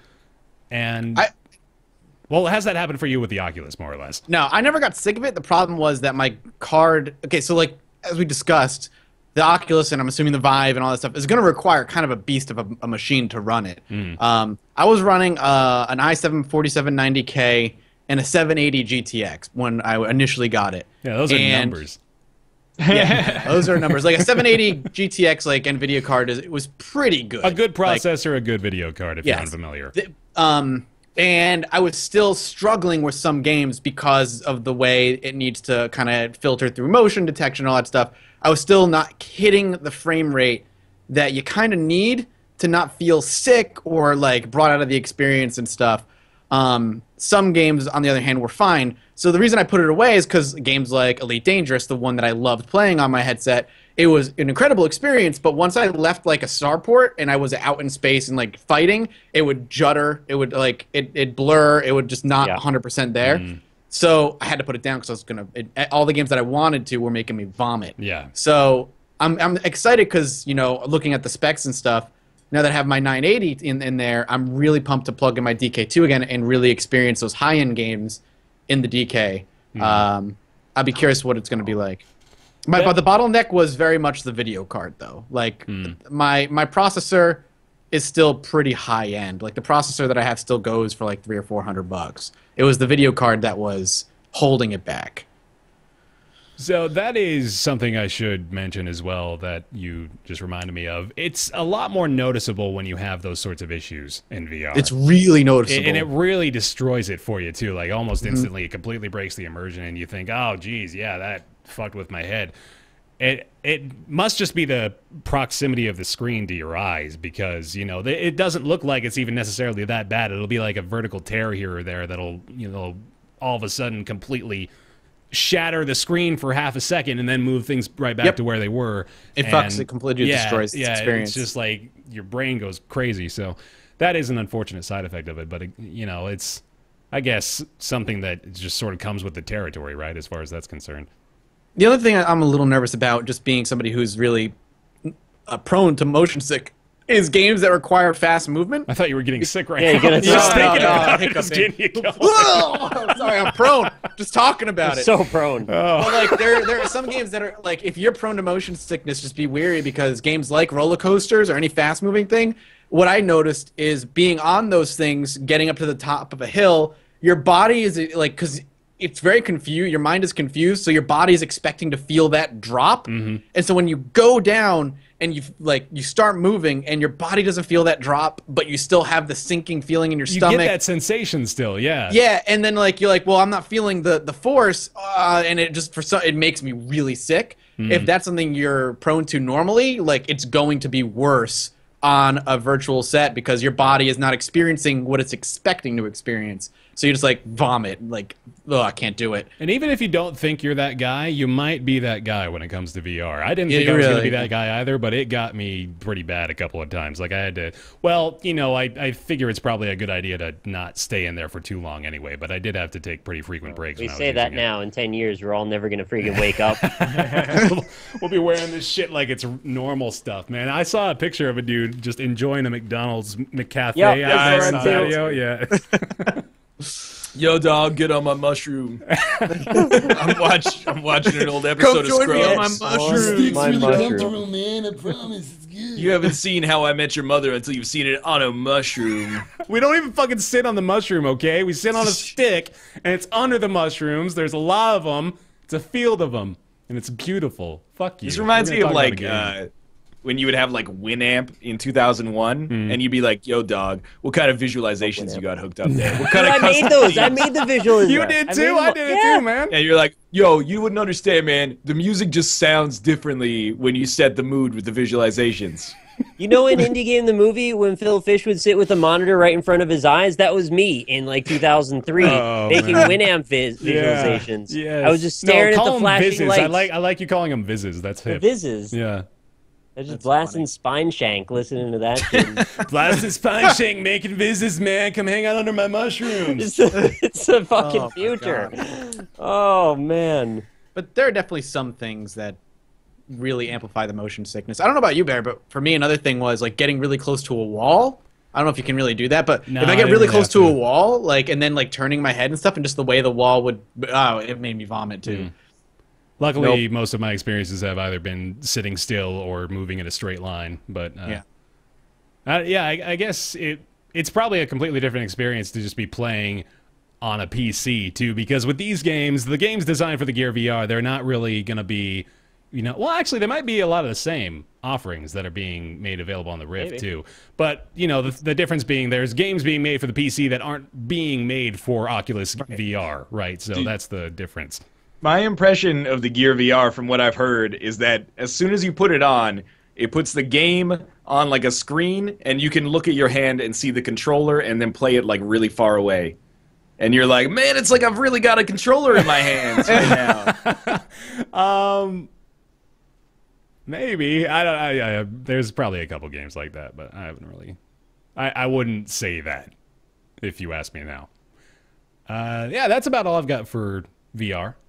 And now we can quickly touch on RevelMode, which was a story that just came around today. Very specific story, may not impact too many generally gaming enthused folks, but it is definitely worth noting. A new MCN, it appears, right? This is pretty much an MCN. They're that still creating. under Maker. They're still Okay. under Maker. Disney Maker owned still. It's RevelMode. It's the new network curated by PewDiePie, Felix Kjellberg, for those of you who know him by his proper name. Kjellberg. Sounded like Kjellberg. you said Care Bear. Care Bear. Felix Kjellberg. Contains such notable YouTubers as Markiplier, Jacksepticeye, Kwebbelkop, Cinnamon Ken, Dodger, and a few others as well. And well, this is big simply because of the people in it. That alone is noteworthy. But I think just the fact that PewDiePie has made his own network is sort of the news story here, right? I mean, we knew it was coming. The initial, I think not maybe announcement, the initial understanding a few months back was that he was going to be breaking from Maker and doing his own thing, but that is no longer the case. And I'm curious what the differences are going to be between like Polaris and his network. Primarily, I'm curious about splits in the offerings and what they're going to be doing with that. Well, this is like the black credit card, right? This is like the This is the cream of the unlimited crop. spending. I really do. Yeah, this is like the cream of the crop, like highest, grossing probably YouTubers, or best known YouTubers maybe. Right. So yeah, I mean, what else do we really know about it other than that? Well, that's the thing, is that we don't know much. They are just now announcing it. But this is sort of what I wanted to ask. This is the question I wanted to ask. A lot of times we see these networks pop up that are saying things like, we are going to, well, let's just take their words right out of their mouths. They're going to curate content, raise money for charity, and so much more. What is that? So do what they've been What is doing that? and So do much nothing else. more. Yeah. So I'm pretty sure that means nothing because we've heard it before and we know what networks do and we know what they are for. Yeah. I have no idea what else they would be doing. It's my guess is going to be probably a better split, for whatever is in there, and I would assume that whoever's in there is going to be guaranteed managed. Yeah. So that'll be something big. Yeah.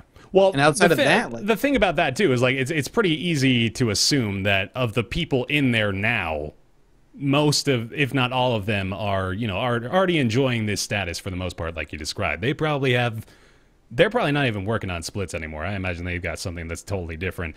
And then they're all managed. I'm sure they're all multi-million subscriber YouTubers that all independently didn't need something like this. So obviously baseless speculation for the most part here, but it's interesting to think of where this may be going. Also, Well, I'm confused about it because it's still part of Maker, yeah.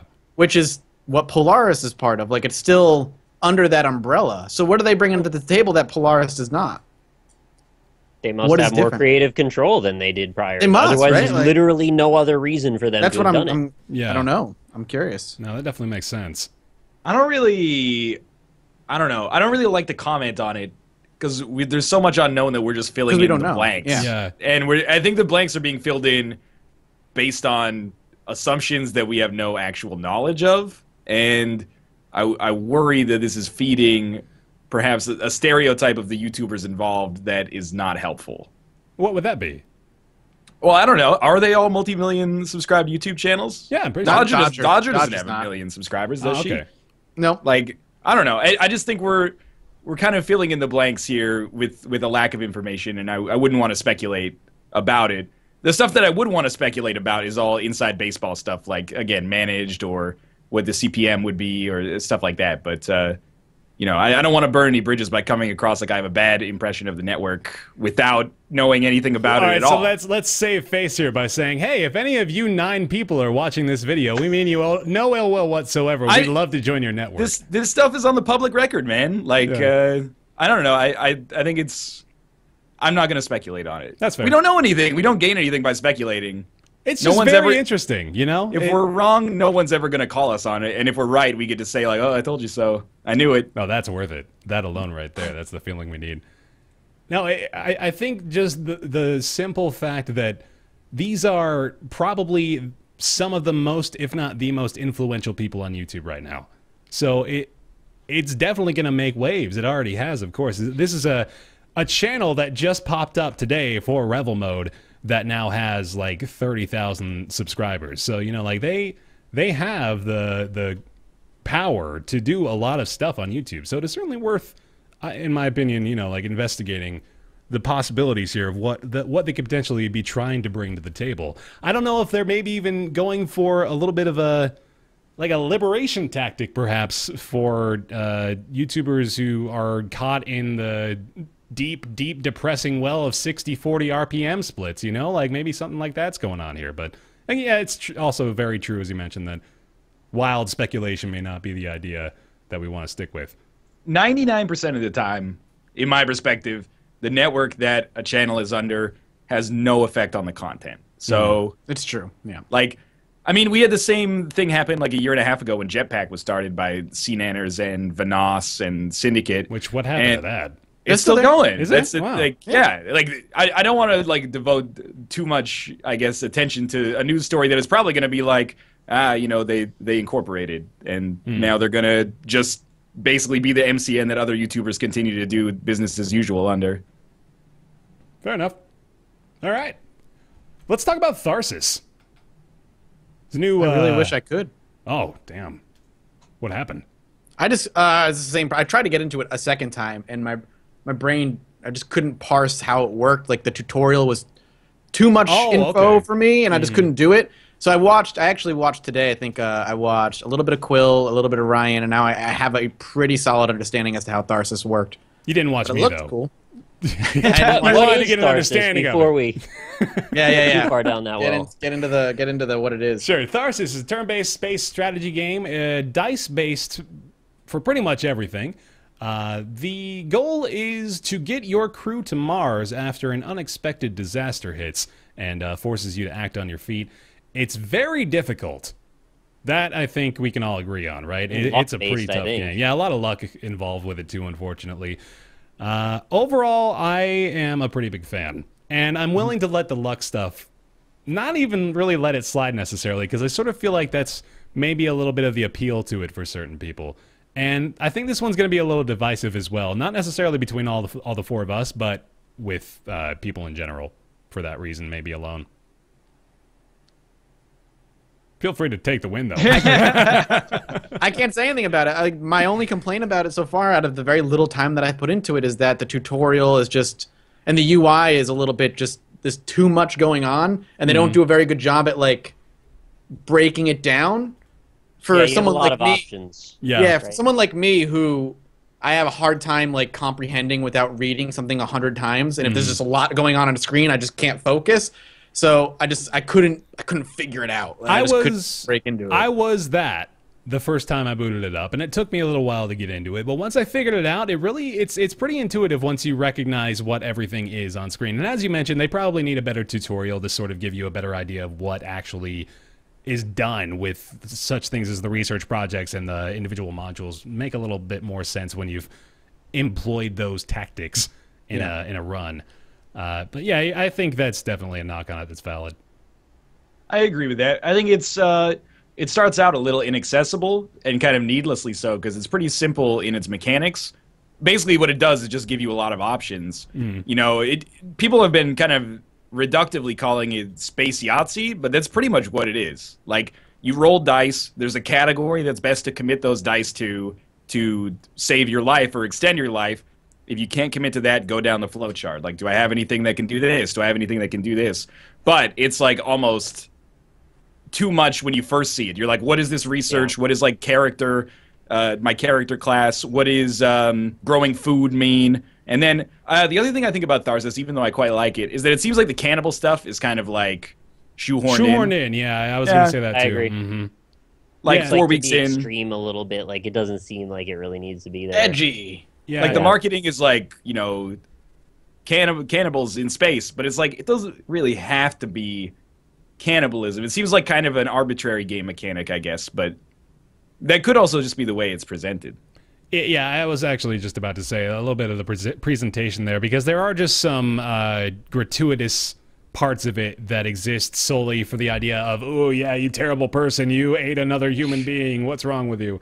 But overall, I think there's a few things like that that I don't love as well. Like the story, speaking of the word shoehorned, I don't know, like especially near the end, I'm not going to spoil anything for what spoilers there might be, but it's definitely not the strongest part of the game. I think it's just sort of forgettable, you know. It's got a pretty classic sci-fi niche to it that doesn't really draw me in, so that was not my favorite aspect. It's also weird for a game that mechanically seems focused on repeat playthroughs to have kind of a story that's set every time. Yeah. Like, in terms of story progression, I kind of feel like it would have worked better if it was similar to FTL, where there's kind of like a conceit at the start and a goal at the end, and then the stuff that happens along the journey is actually the emerging gameplay. Like, sometimes with the linear story cutscenes, you'll have like a really awesome week 1, and everyone will be fine, and they'll be like, tempers are starting to flare, and I'm like, well, that doesn't reflect what happened, Right? Because I like everything's under control. We're actually like better off now than we were at week 0. But like I think it kind of cheapens the story that it tries to double dip in like being a story-based experience, but also something that's meant to be replayed over and over. If it is meant to be replayed over and over, which I feel like it is. I think it's absolutely the strongest when you look at it from that perspective, of it being something that you can go back to and play for 45-minute to an hour sessions, which is, a genre that I am a big fan of, but also is a little, oversaturated, and unfortunately, a lot of the entries in that genre are not terrific. So, I think I like this well enough simply because it is a game that executes its premise well and is very fun to play. I think it's a fun game to play, albeit with a little bit of rage-inducing luck that can sometimes not fall your way.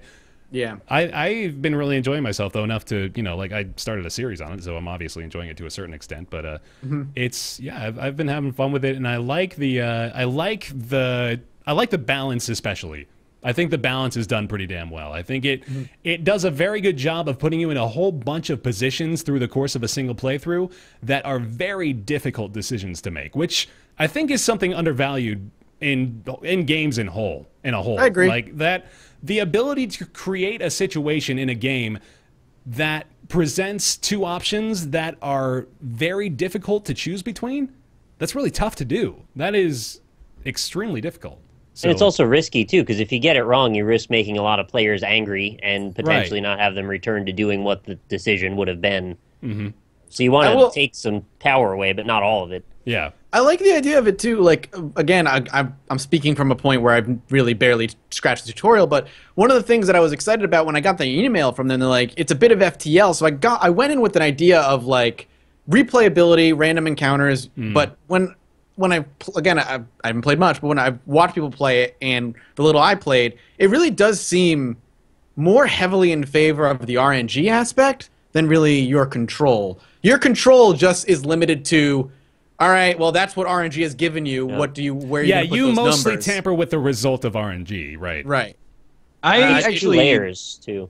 The thing about Tharsis that I actually find interesting, and I'm interested to see where people fall on this, is I really feel like since where it really came out for me was like when Darkest Dungeon did its early access changes, and people started treating like RNG as an objective flaw in game design, like reliance on RNG. So in Tharsis, there's no getting around it. You're like literally physically rolling dice on the screen and then committing those results. But I actually like that. Like that doesn't bother me at all. And I accept that, sometimes that means I'll do better than I should because I've rolled and it compensated for my shitty decisions. Or sometimes I'll play perfectly but still lose as a result of the RNG. And that's part of the fun for me. But I'm interested to know where other people kind of fall on that issue. I think the problem with Darkest Dungeon initially was that the RNG aspects were kind of introduced over time, if I remember correctly. A lot of people were getting mad because the game initially, when it was released, there was RNG involved, but there was more player control, and then they started introducing like the dead bodies thing and all this other stuff that introduced more RNG aspects to the game that took control away from the player that was previously there, where Tharsis, it's built in. So I don't have a problem with it. I think my point was that they marketed it to me in a way that was like, you like FTL, you'll probably like Tharsis, and I think they're just totally separate games. I really don't think there's any comparison I wanted to mention that too. I definitely got a lot of people telling me if you like FTL, you'll like Tharsis, but I sort of fail to see that comparison apart from the setting and maybe a little bit of the gameplay.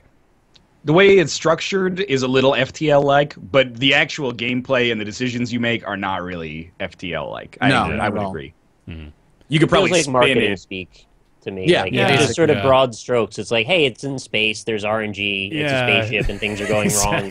I It's feel very like broad. It's like evocative enough, I guess, but I don't know like what else you would market it as, because you either say that or you have to be like it's a digital Or you say it's representation space of a board Yahtzee, game, right? Exactly. You'd be like, well, it's Yahtzee in space, and people will be like, I will never. No, I don't even think it's wrong that they use that to represent it, because it did give you enough of the flavor that you can figure out the rest, and the game is strong enough on its own that when you realize it's not really like FTL, you're not mad about it because it's still its own thing. Right. But like you said, though, that requires you at least investing that initial amount of time, which is going to be a tough sell when the idea is space Yahtzee, right? That's why they got to get the tutorial sorted out, because I felt like Mathis in that it seemed really confusing. There was so many variables you needed to learn. There's just text things popping up like all over the place. I'm like, I don't know where to look. I don't think it's not able to be managed for sure. Like after 3 or 4 games, I kind of got the idea. But at first, you're like, here's 4 characters. They all have their traits. There's a ship with different parts that are all kind of on fire sometimes. But like, what's breaking in them and what does it mean if I fix them? And the How thing do about I it too is live? you're supposed to be panicked in that stage, right? So you're going into the game in mostly a panicked state, and if you don't understand entirely what you're doing, then it's gonna be pretty easy to get turned off to it as a new player. They also push a sense of urgency at the beginning, which there isn't actually. It's actually turn-based. Nothing happens until you tell it you're done. Right. That reminded me of what was the name of that point and click game? Gods Will be watching. Yeah. I remember the same problem happened for me when I initially played Gods Will Be Watching. I was like in a panic. I'm like, I gotta get this shit done. Right. And then you realize it's turn-based. You're like, oh, there's not a lot of panic going on right now.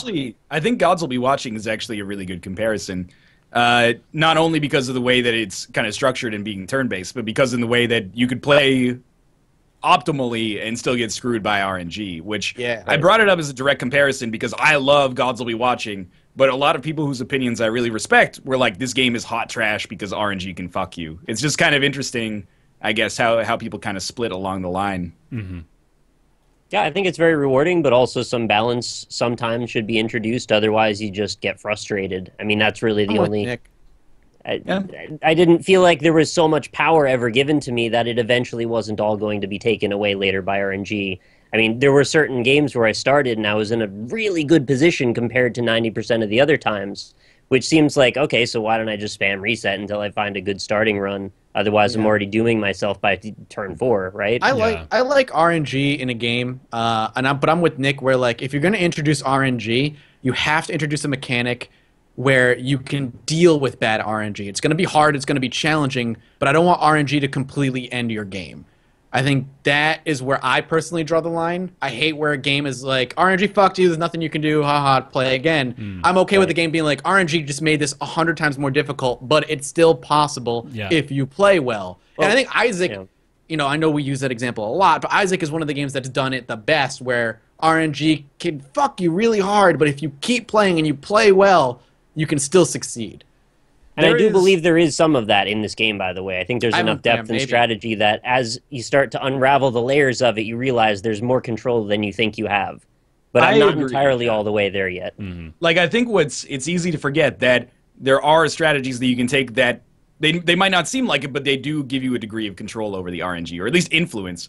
Like, giving your units more dice, that gives you a better chance of actually hitting the rolls that you want. And, you know, committing to stuff like food to give them more dice, or having the class that gives you more rerolls, or using your pilot class in a module to give an extra reroll to the other units that come into that module.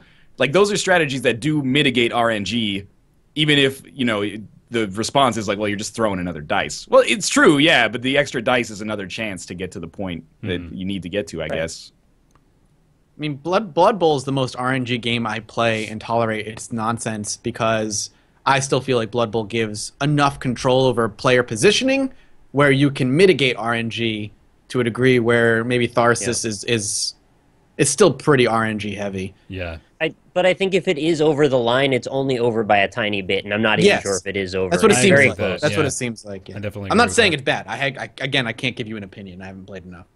One of the things I thought when I was playing is that as like a single player experience, I think it's pretty good. I probably like it more than the average, but more than the average person, not more than the average game necessarily. Right. But I think what would be really cool is I almost thought it was like Forbidden Island, where if they had like a tabletop version and everybody played one of the classes, and it like those would be like really quick like tabletop turns, we could like advise each other on what to do. Yeah, that seems like a really cool like engaging way to play it. Yeah, it makes me think of like the Battlestar Galactica game a little bit, but yeah, so like you said, with the co-op version of it.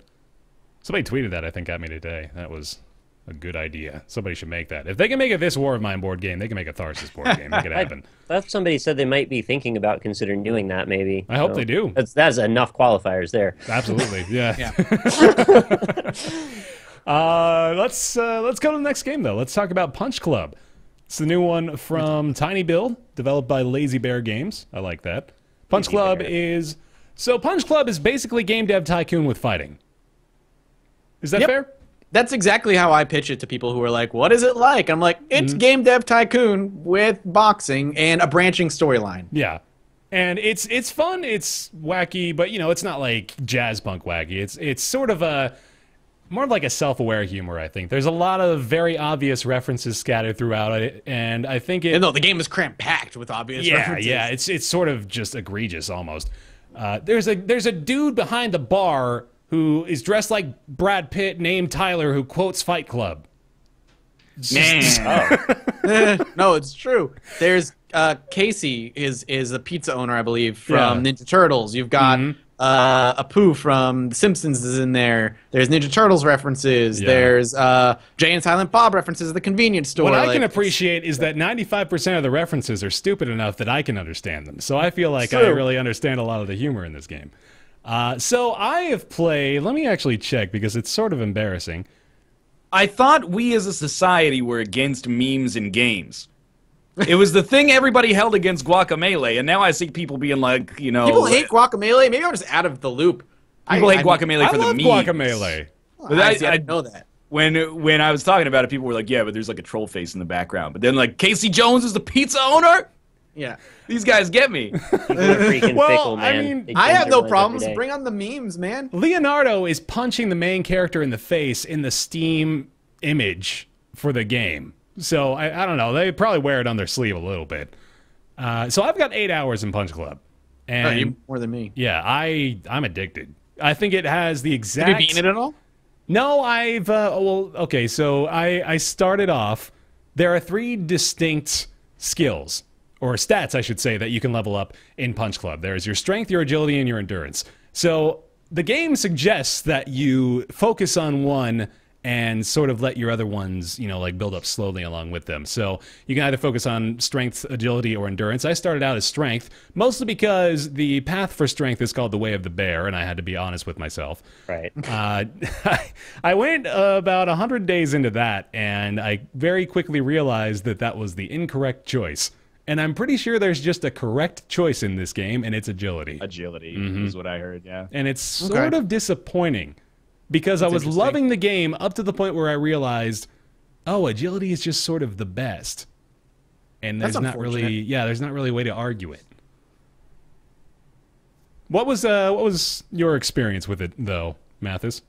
So you've played it way more than me, but I really enjoyed Game Dev Tycoon, and I like that managing, and there's something very satisfying about watching bubbles go up to your little bars and stuff. Yeah. But what I like about it personally, outside of like the stat management, there's a lot of skills you can choose from. You can really kind of customize your fighter pretty well.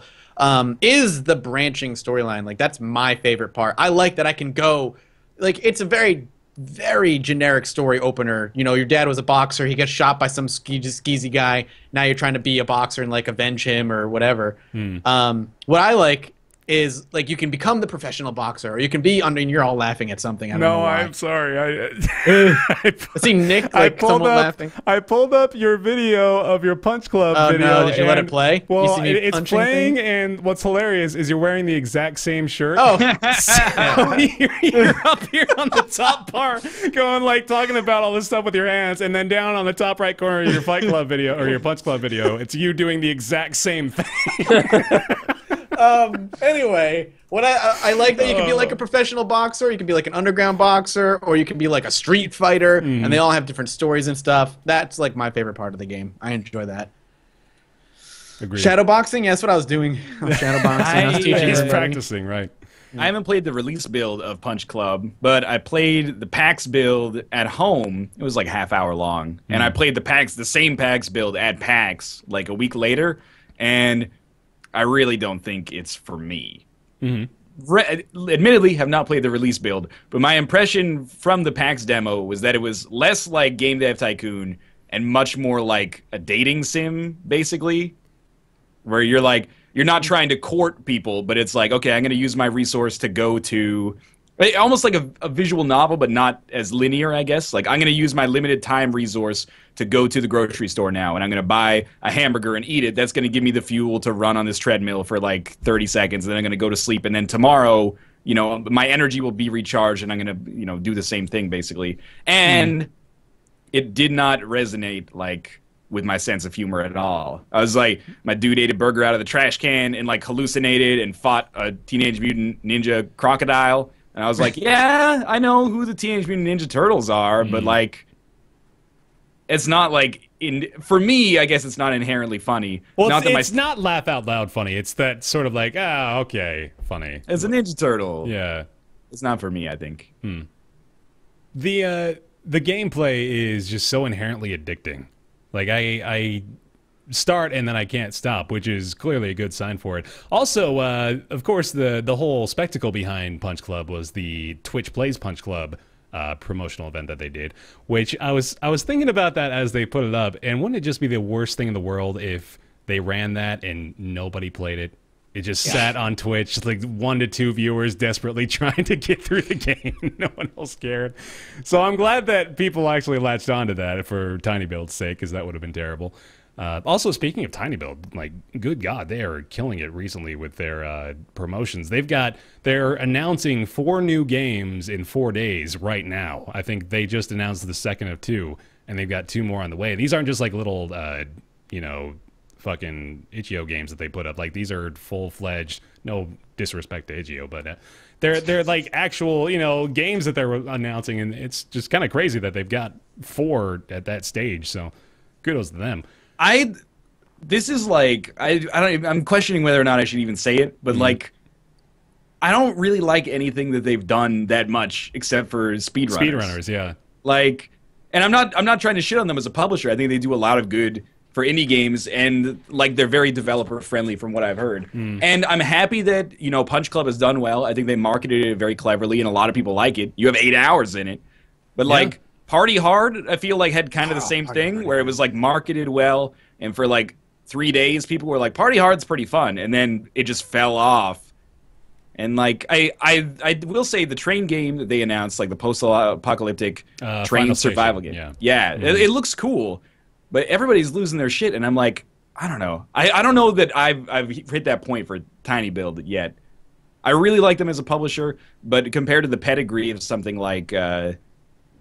it's not even fair to like compare publishers like this, but when I see like Devolver's coming out with something, I'm like, okay, that's probably going to be interesting. When I see that Tiny Build's coming out with something, I don't have that reaction yet. That's fair. But Devolver just has a better track record. That's all. That's my philosophy. I completely agree with everything you said, like all of it. Yeah, it's kind of hard not to. I mean, just looking back at Tiny Build's list, I mean, you've got No Time to Explain, which was okay. Spoiler alert, which was sort of universally panned. You got a few games that I've never even heard of. Divide by Sheep, which... That game was actually pretty good. Yeah? Okay, there you go. I'll be the one guy who played that math-based puzzler. It was pretty good. I heard it was math-based, and I kind of was like not into it. It has to do with the... Probably why I didn't touch it. Tell me all about Human Resource Machine, man. Oh, dude, Human Resource Machine is awesome. That's what I heard. If you actually want me to tell you all about it, I will. But I'll give you an out in case there was a joke. Whatever, man. man. 1.5 minute spiel on Human Resource You're late, Machine Jack. I'll give you a video even. How about that? Human Resource Machine is basically a game in which you manipulate boxes and then send them to an outbox that simulates programming logic. So basically, you grab a little bit of data, manipulate it within the physical environment of the game, and then send it to the outbox. You're basically building a machine that does that for you. And you like it a lot. It's very satisfying, yeah. It's one of the few puzzle games that has made me feel like a genius because I have a little bit of built-in programming knowledge, I guess. So when I played it, unlike most puzzle games, I was like, my head is already here. Like, I know exactly how to do what you want me to do. I could hear that in your voice as I was watching your video, by the way, just like the level of excitement you genuinely had for, oh, this makes sense to me because of my knowledge. And I only contrast that with the approach I had to it, which was none of this makes any sense whatsoever. Yeah, Human Resource Machine is pretty cool. Yeah. And then I'm playing TIS 100 right now, which is Human Resource Machine, but for geniuses. And I'm like 3 puzzles deep. I'm 3 puzzles deep and like can't do anything. Nick looks like he's exhausted hearing about it. No, like, I'm thinking back of Space Chem because it's like I wanted so badly to love that game, and I really did, but I'm too stupid to play it. Space Chem is real tough. That's a tough feeling. Human to Resource swallow, Machine is like the same way you don't need to be like a structural engineer to play World of Goo.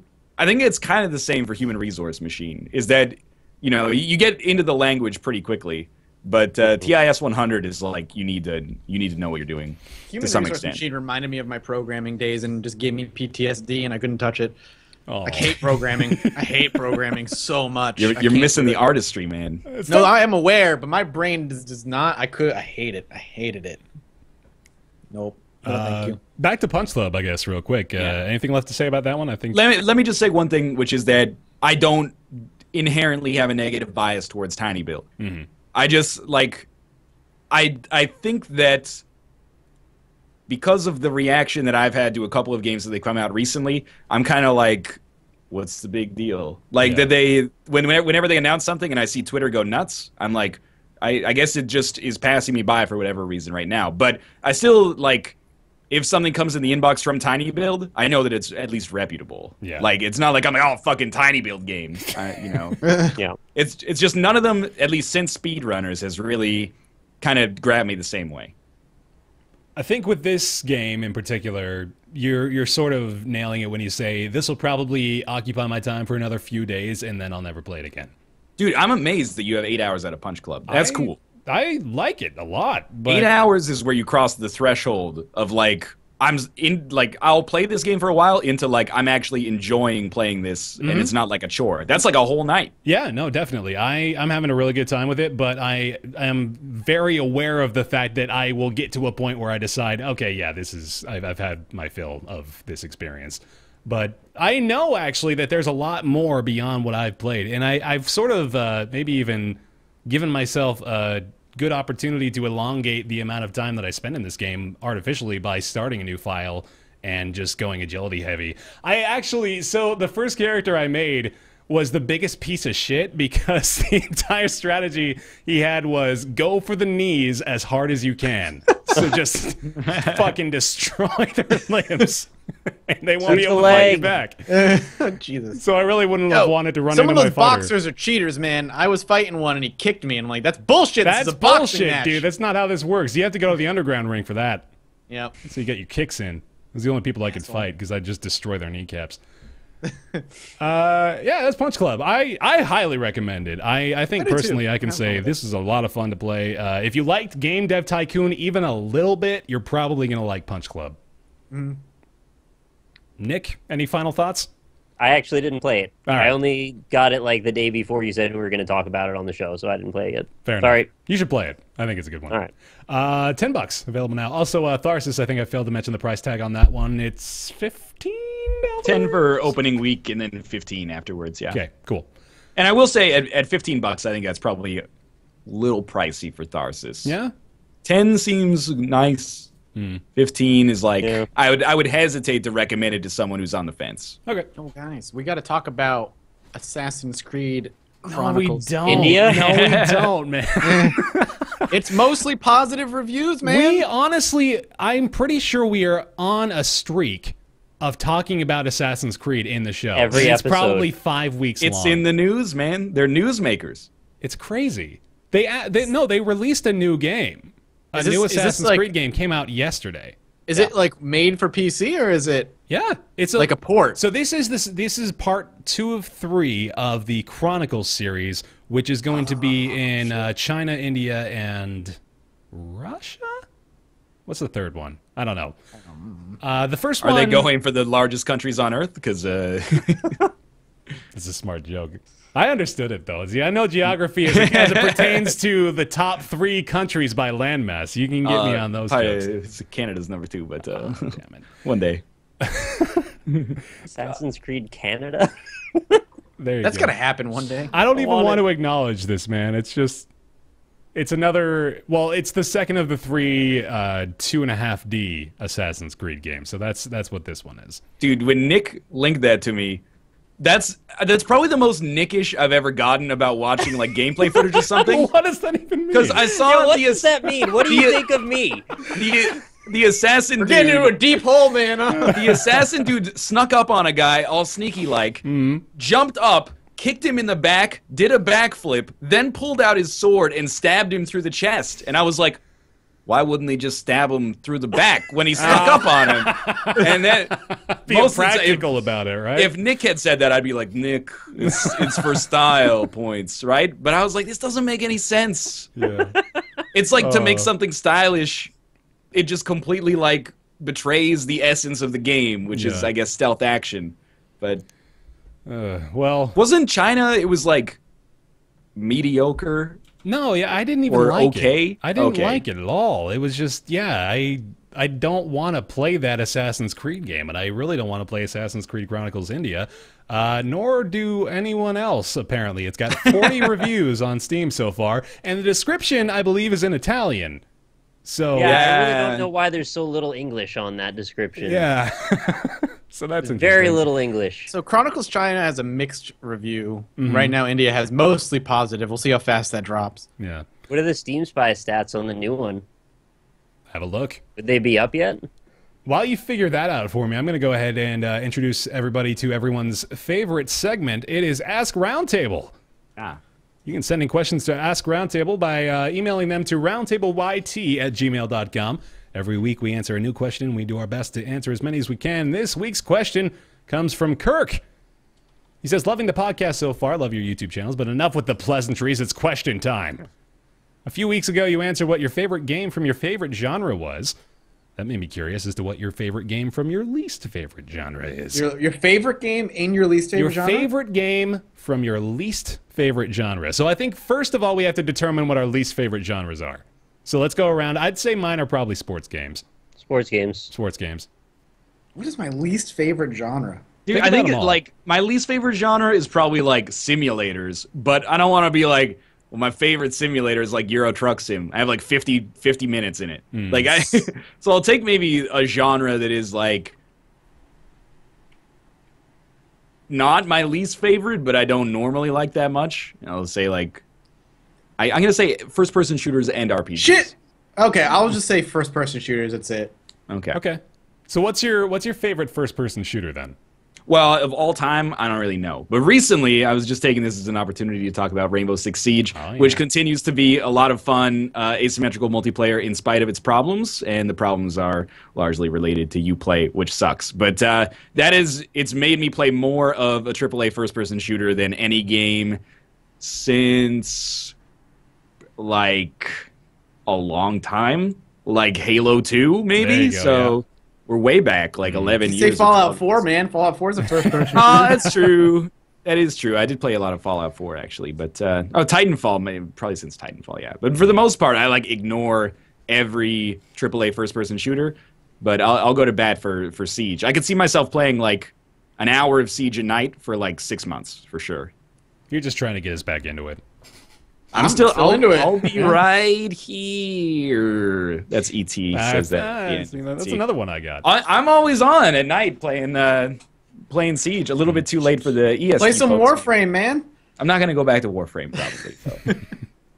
All right, Mathis, least favorite your favorite first-person shooter, which is your least favorite genre. I will say I like Rainbow Six Siege a lot, but I think my favorite first-person shooter has to be, I put so many hours into it, was Halo 2. Halo 2 was like, back in my heyday, like, I wasn't as good as you were, Bear. Oh, but you're goddamn right you were. I was like, that was my go home and play game. That, I played a lot of Ghost Recon. I played Really? a lot of multiplayer Ghost Recon Advanced on the Warfare? original. No, on the original Xbox. Oh, Was that- okay, way back. Island Yeah. Thunder Yes, Island Thunder. That is actually correct. or Island Yes. Island something. I always yeah. see this one match that I have like a fond memory of. But I played a lot of that, and I played a lot of Halo 2. Those are like the two games I probably put a ton of time into. Nice. What do we got, Nick? Well, first of all, I want to just say that I don't see any stats for the new Assassin's Creed Chronicles. I don't think it seems to be up yet. Okay. However, it was the released older yesterday, so that's to be expected, I guess. The older one has several thousand people playing it every day, which surprised the shit out of me. Wow, yeah.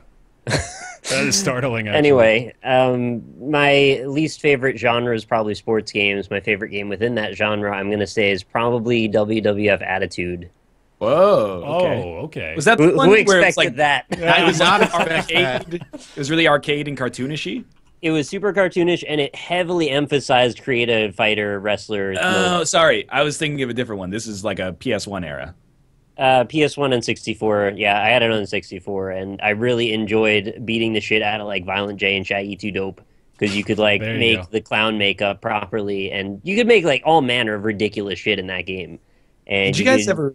Oh, sorry. Go ahead. You could basically just make like superheroes if you wanted, or anything, like just if you want to be a little creative. Those games have and then always had amazing beat the hell out character of it. editors, man. That's always been a staple of it. I heard they're like super fun. Yeah. Have you ever played Legends of WrestleMania? Not Legends of Wrestling, but Legends of WrestleMania, the one that brings back like the WWE cast from like 20 years and then is super arcadey, it's pretty good. Oh boy. Oh, I've seen this box art actually. It's very eye-catching box art, very gold. It doesn't play it straight. Like when Macho Man Randy Savage goes up for a flying elbow drop, he goes like 200 feet in the air. I mean, Then he lights on fire and shoots a laser. All right. Well, for me, I'm going to go sports games. I originally was just going to say NBA 2K14 because that's the... which is what I expected. Yeah. Well, I talk about the embarrassing amount of hours I have in Punch Club. Let's talk about the embarrassing amount of hours I have in NBA 2K14, which I'm pretty sure we've already shamed me for, but it's 232. But when What do Nick you got in Rocket said... League?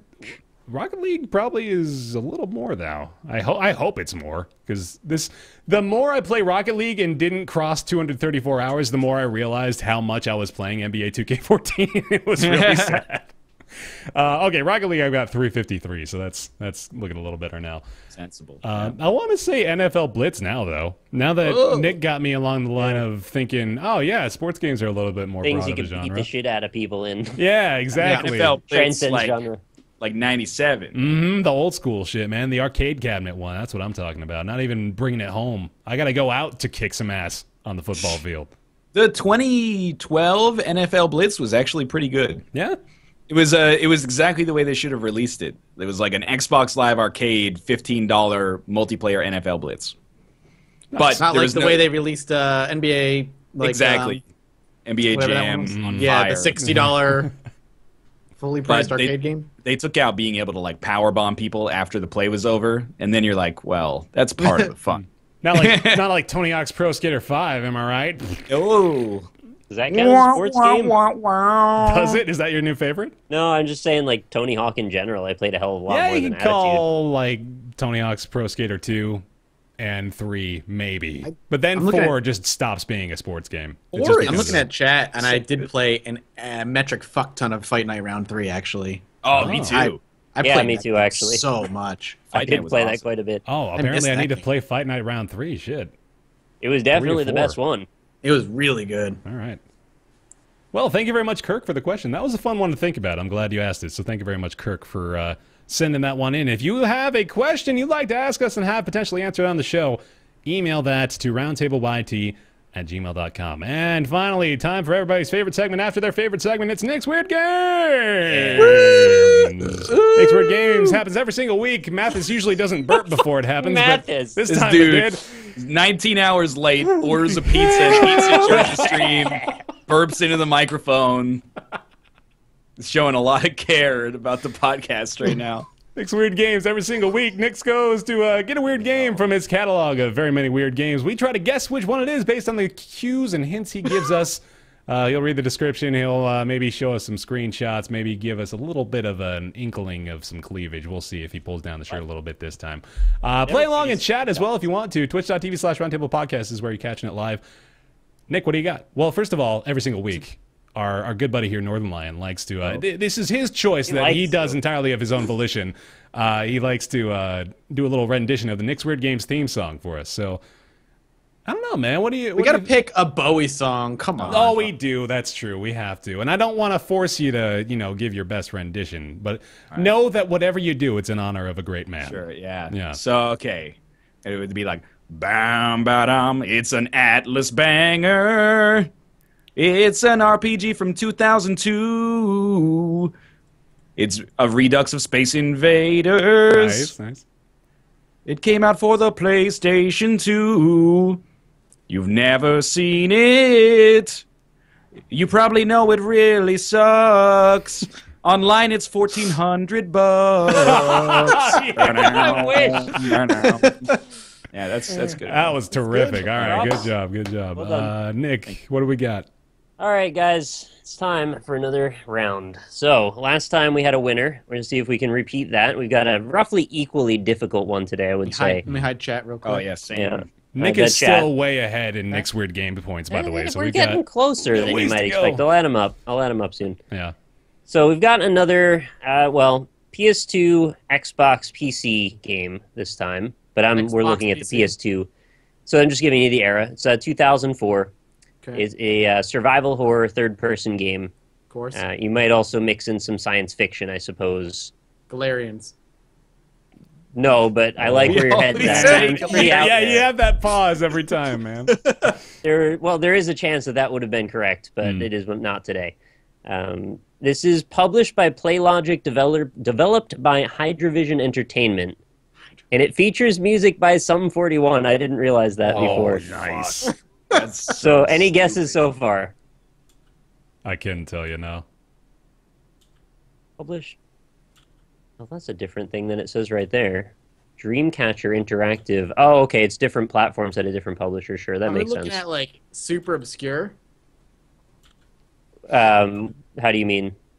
I mean, it's not gonna fall in like the Silent Hills, Resident Evil kind of popularity. Oh no, thing. I'm not going to generally ever give you something that easy, but it's not.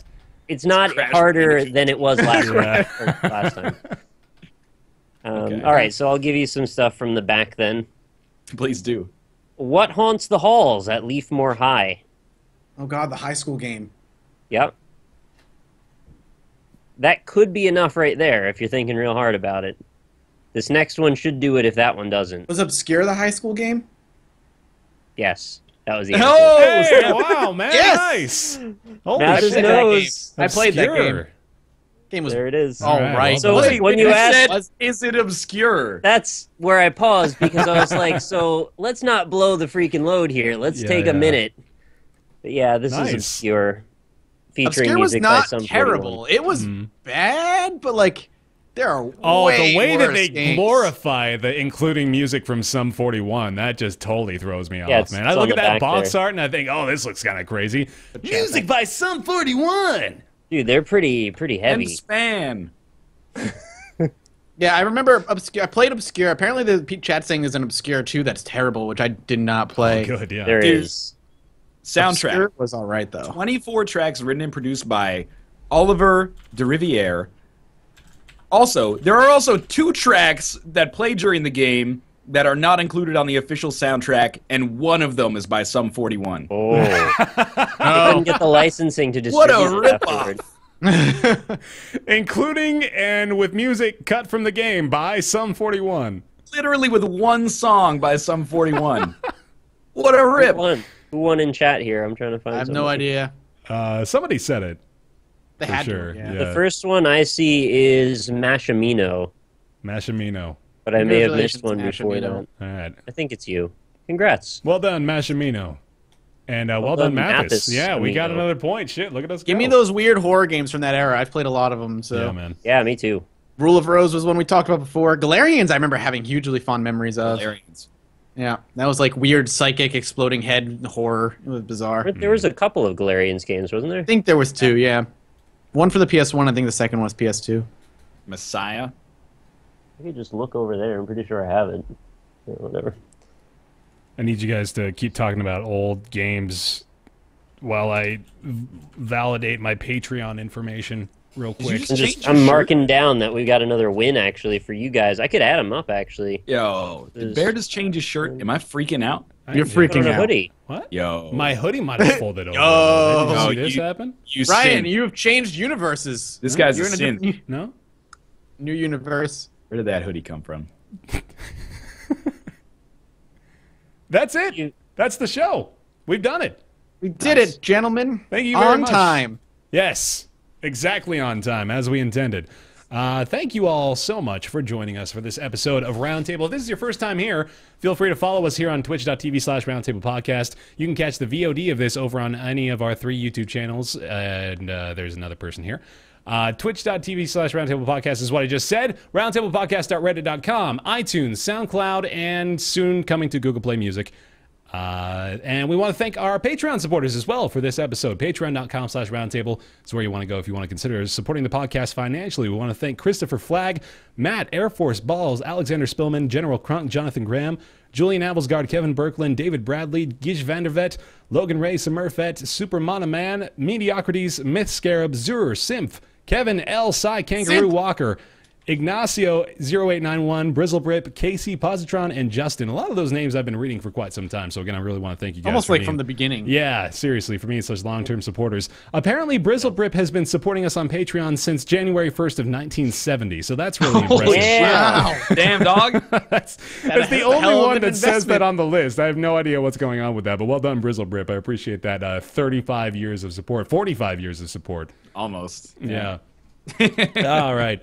Thank you guys so much for watching this episode of Roundtable Live. We appreciate your continued support, and we will see you on the show next time. Definitely on Tuesday. Goodbye. Disco mode, disco mode. Oh, it didn't work.